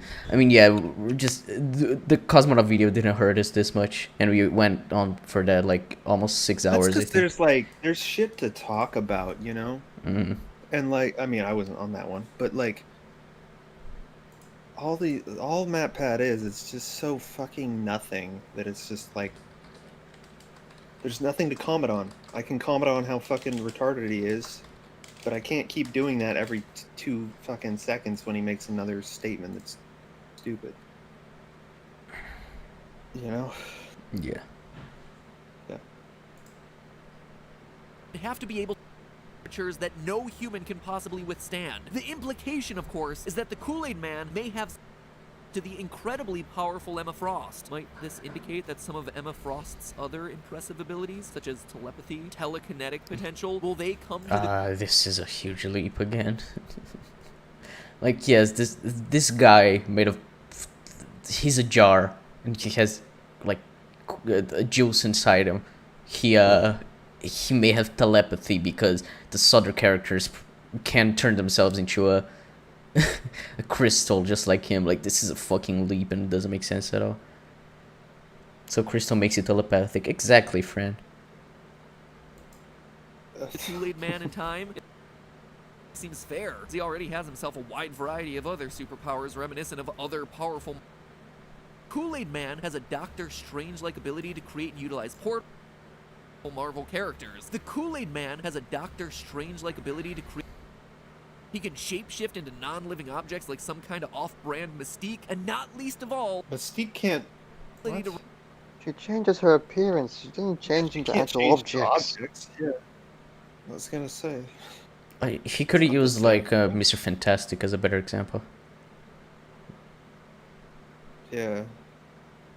to run through walls and deliver unforgettable catchphrases. I'm the Juggernaut! Reaction. Oh yeah! I mean, we already have Iron Man, Spider-Man, Ant-Man. Why not Kool-Aid Man? I can see it now. With great powder comes great responsibility. Kill yourself. Listen good. Unless you want to see the Kool-Aid Man squeeze himself into a skin-tight Avengers bodysuit, you need to act now. Marvel fans everywhere need to make our collective voices heard immediately, because let's face it, the Kool-Aid Man is already objectively cooler than Hawkeye, so he could absolutely be added as an Avenger yesterday. No. And how's this for some added nightmare fuel? Kool-Aid Man could just as easily emerge as Marvel's most powerful super villain. It all depends. Yeah, that's the name of the video, but you've just spent the entire time talking about him as a hero. Like, it's 3 minutes left.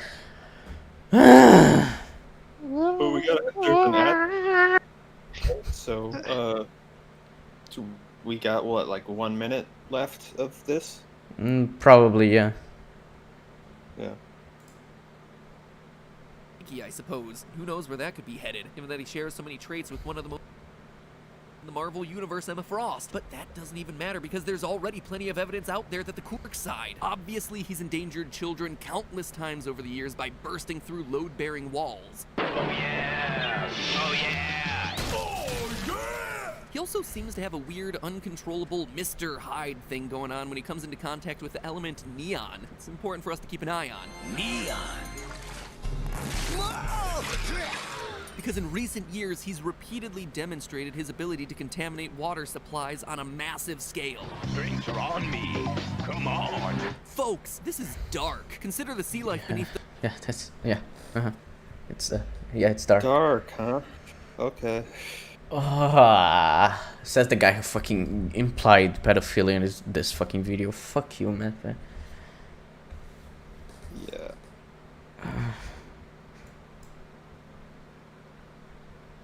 The Kool-Aid Man is replacing the salt water those organisms need to survive with sugar. Often dabble in animal cruelty before they go on a killing spree. I can't help but wonder if that's what we're witnessing here. Oh, and let's not forget the time he straight up disappeared a girl in broad daylight. Again, for the people in the back, the Kool-Aid Man just disappeared a girl like he's Doctor Strange's creepy alter ego, Doctor Stranger Danger. Now, was this a sinister act? Did he just send her to an awesome alternate dimension where Kool-Aid flows like wine? Frankly, I don't care, because the fact of the matter is that he can disappear people, and he doesn't bother to ask for their consent first. And guess what the Kool-Aid Man does the instant he commits his crime? He shapeshifts and disguises himself like a baseball hat. Like, how are the cops ever gonna catch this freak? He can instantly disguise himself as anything. Plus, it's always these cops who respond. That was a bad example to use, the sofa. Just show a car, because then he can, like, get away. Drive away. Yeah. Because if it's a sofa, how are they gonna catch him? Well, he stopped his sofa. It's the red sofa, yeah. Just, yeah, the genius MatPat. No one but MatPat to imply animal cruelty and harmless ad. Yeah, pretty much.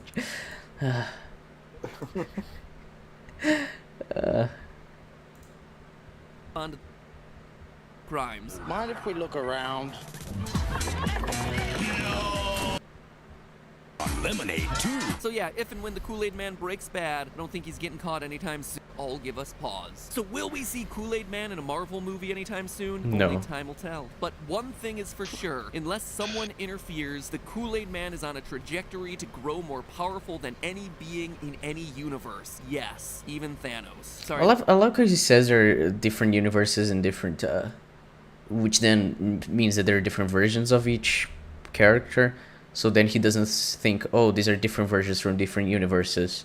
Like, it's not the same Kool-Aid Man from 616 that he mentioned earlier. But, yeah, that's just... that would fuck his theory completely, so let's just ignore that. And I can't believe I said the words I did, by the way. Like, what the fuck are you doing, MatPat? But that's how growth works, folks. It is inevitable. And once the Kool-Aid Man becomes too powerful to stop, he becomes powerful for the MCU to ignore. But hey, that's just a theory. Oh fuck, we did it. Theory. I'm guessing a lot of you came over from the film theory channel. No. Okay, whatever. I don't care. Okay, we're done, folks. Yay.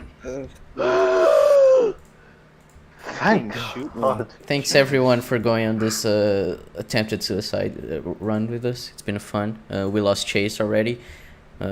Yeah, he was the first one to lose the suicide challenge. Fuck off, MatPat. Suicide challenge. How do we have 20 people watching us fucking cover MatPat? I got no They're clue. all suicidal. Kool-Aid fucking food theory bullshit. Like, thanks for tuning in, guys. Yeah, thanks everyone who came To our in. fucking Kool-Aid stream. All of these people are suicidal. That's the only... Oh, they're all dead.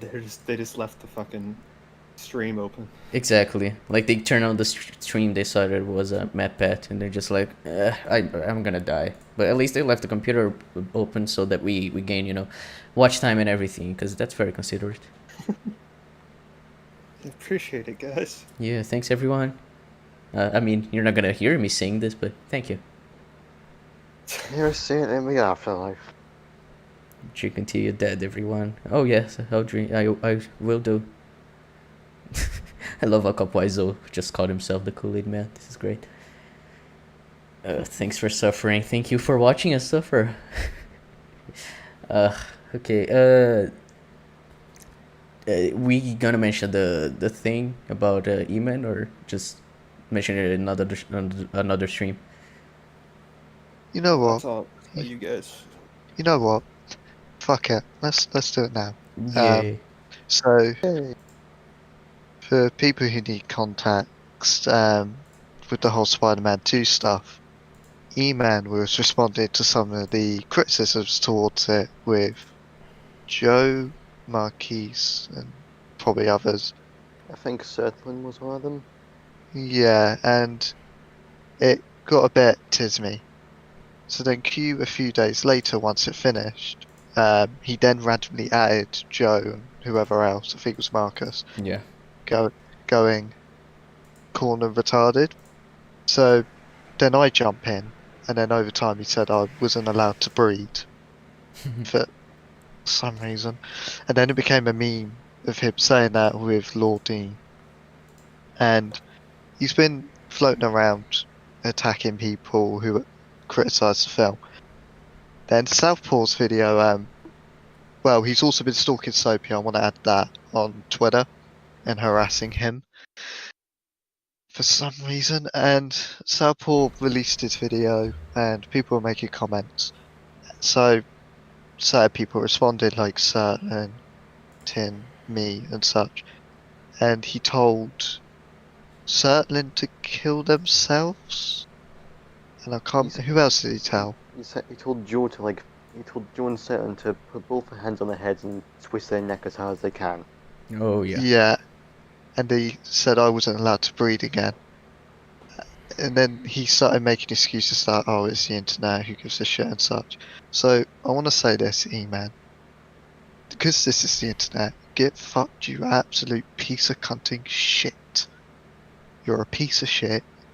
You're disingenuous. You're pathetic.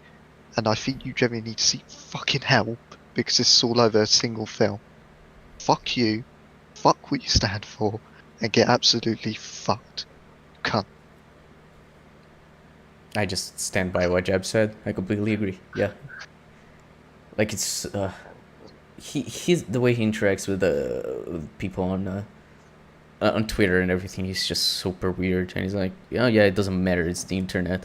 So he just thinks, oh yeah, let's do whatever the fuck I want. But he still brings it up. Like the first time we were arguing that Spider-Man 2 was bad, and we provided evidence, and he was like, I don't care, you're wrong. And then we're just like, okay, he's memeing, I don't care. But then like a couple of days later, he added me and Joe in Southpaw server, like Jeb said, and he called us retard. So like, I don't understand why he do that, because he said that he didn't want to argue about it anymore, mostly because he just couldn't win. Like it's he has a complete blind spot for Spider-Man 2, and like for some reason he just sees everyone who tries to attack it, tries to criticize it, being like, oh, you deserve to die, like you yourself, and it's just super retarded. And he really should seek help. He's like, yeah, not a good person as far as I know. Oh yeah, and he also said he was too stupid to argue with for a Spider-Man shoe. Yeah. But That was pretty funny. yeah. I think that's it. Studio, if you want to plug something for yourself before we end the stream. Oh, sure. So I'm Studio Devil on YouTube, and then Studio Devil 666 on Twitter. And I'm working on a Mandalorian critique, at least season 2. Probably going to be 2 parts at a minimum. So that should be cool. Sorry if I sound like really just kind of like I don't care, but the last MatPat video was just so. Anyways.